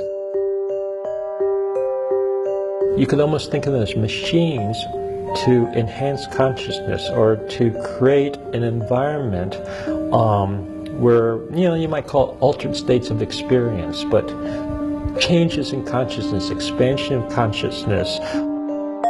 What these were really intended to do, it wasn't so much for the selfish purpose of, for example, boosting up a few individuals. This actually had to do with a much larger global perspective. And that's effectively what the Great Pyramid was. It was basically a device, a generator for, if you will, broadcasting and transmitting throughout the planetary structure, a type of field which uplifted the entire humanity. For at least 1,000 years, this structure performed beautifully. My guess is that it probably did a lot to help offset the fall into the Dark Ages. And I think what the pyramids did is that for those individuals that were at least somewhat receptive, it kind of kept that energy polarized into the higher centers. This is very real, and I think this is very important. It's like great art or great spiritual insight, expansion of consciousness. In a way, there's nothing more important than that. It couldn't do it forever because eventually Mother Nature is going to win out, and this cycle is part of nature. It's as much a part of the natural world as day and night are. We had the ability to grasp those electromagnetic forces and the more fundamental forces that underlie those to basically prop up humanity for a while using the system. Now the pyramids only have a very direct effect if you're close to them, which is the way it is in this age.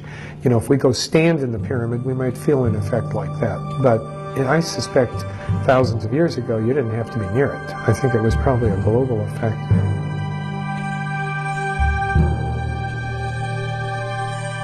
The physical structure could only do so much. The wisdom keepers created social structures as an additional influence to extend the energy of the Golden Age by creating mystery schools that preserved the ancient knowledge. The whole idea of the schools of mystery and the ancient knowledge and preserving those traditions that had come down from those fabulous ages, that was lost. And then eventually it was ridiculed, and then finally it had to go underground because people would either actively burn those texts or, you know, persecute the people who had that belief system. And I think at that point we were in the Dark Ages.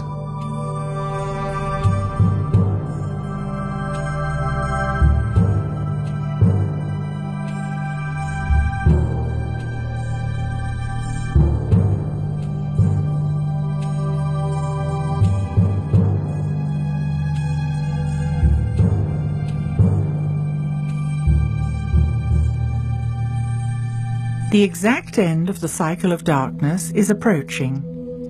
Each winter solstice before 2012, our sun comes into close alignment with the galactic center. This means we are beginning to feel the shift of energy already, even though the exact conjunction is December the 21st, 2012.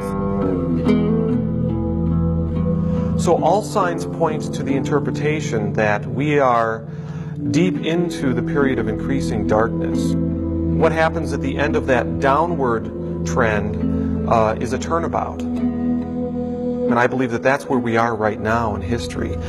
The Mayan material for 2012 basically indicates this turnabout point, this point of maximized spiritual darkness. But then in the cycles of time, we turn the corner, and we have an opportunity to open up to the transformational energies that can sweep us into the next cycle. I hope that the Mayan ancestors trying to interpret the few writings that are left are correct, that it means there's going to be some quickening or something like that. Because that would actually go with our latest understanding of the yugas. What a yuga cycle really is one precession of the equinox. And you know, using these later scholars' interpretation, we're actually in the very early stages of consciousness accelerating. It has to do with the opportunity that we have to open up to the divine wisdom, to the transformational energies. But it always comes down to free will. Nothing is predetermined. It always comes down to a choice that we all have to close down in fear succumb to fear, close down, become more limited in our consciousness, or open up to the blessing of the connection to the higher wisdom that is symbolized in the Maya tradition by the galactic center, the womb of the Great Mother, that which can transform and renew.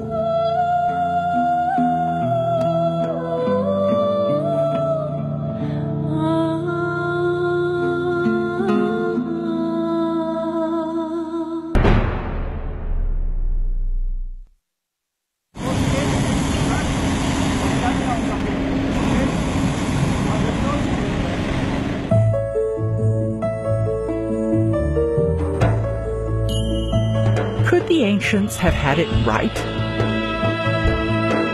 Perhaps we should consider that we too can return to high levels of consciousness, heightened perception, and inspired creativity. It would serve us well to embrace nature and to protect the planet's environment.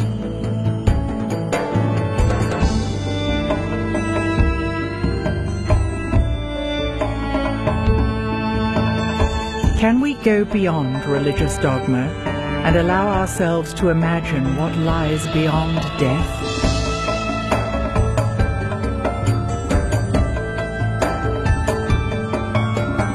How would humanity change if, instead of material wealth, consciousness was our highest value?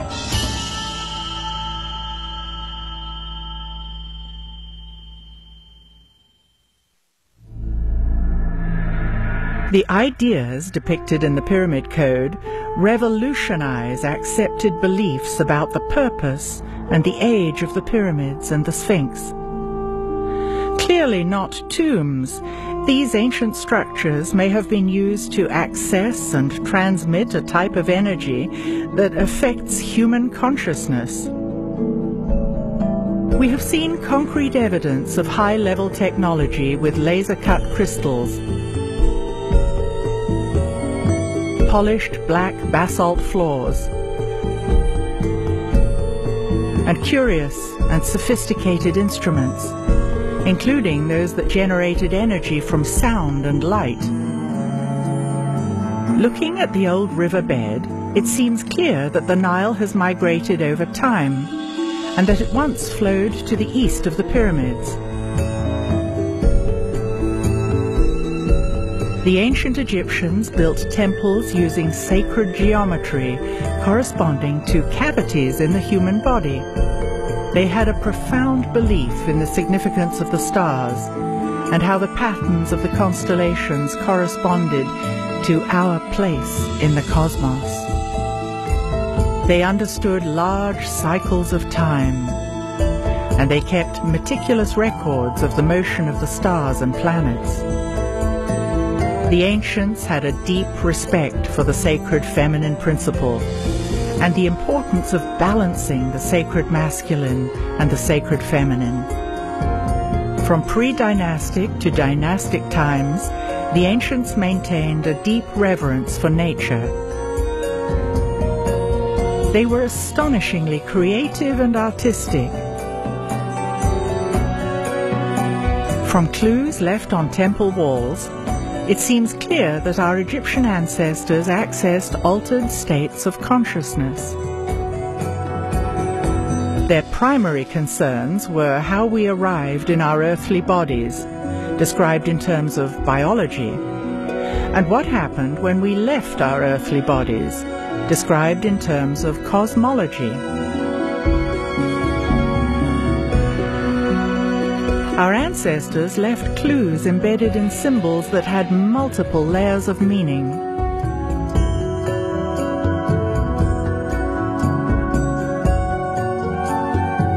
They were empowered humans, using the full capacity of their senses. Today, our planet is in trouble politically, economically, environmentally, and morally. Many will agree that corrupt people hold places of power. Citizens are taxed beyond reason, and riches are amassed by an elite that controls the world.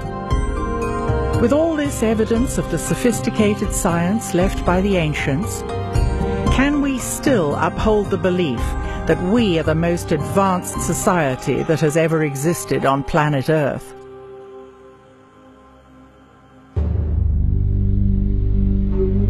Is today's test-driven education system effective? Instead of rote memorization of facts, what would happen if today's youth were taught to expand their capacity to know?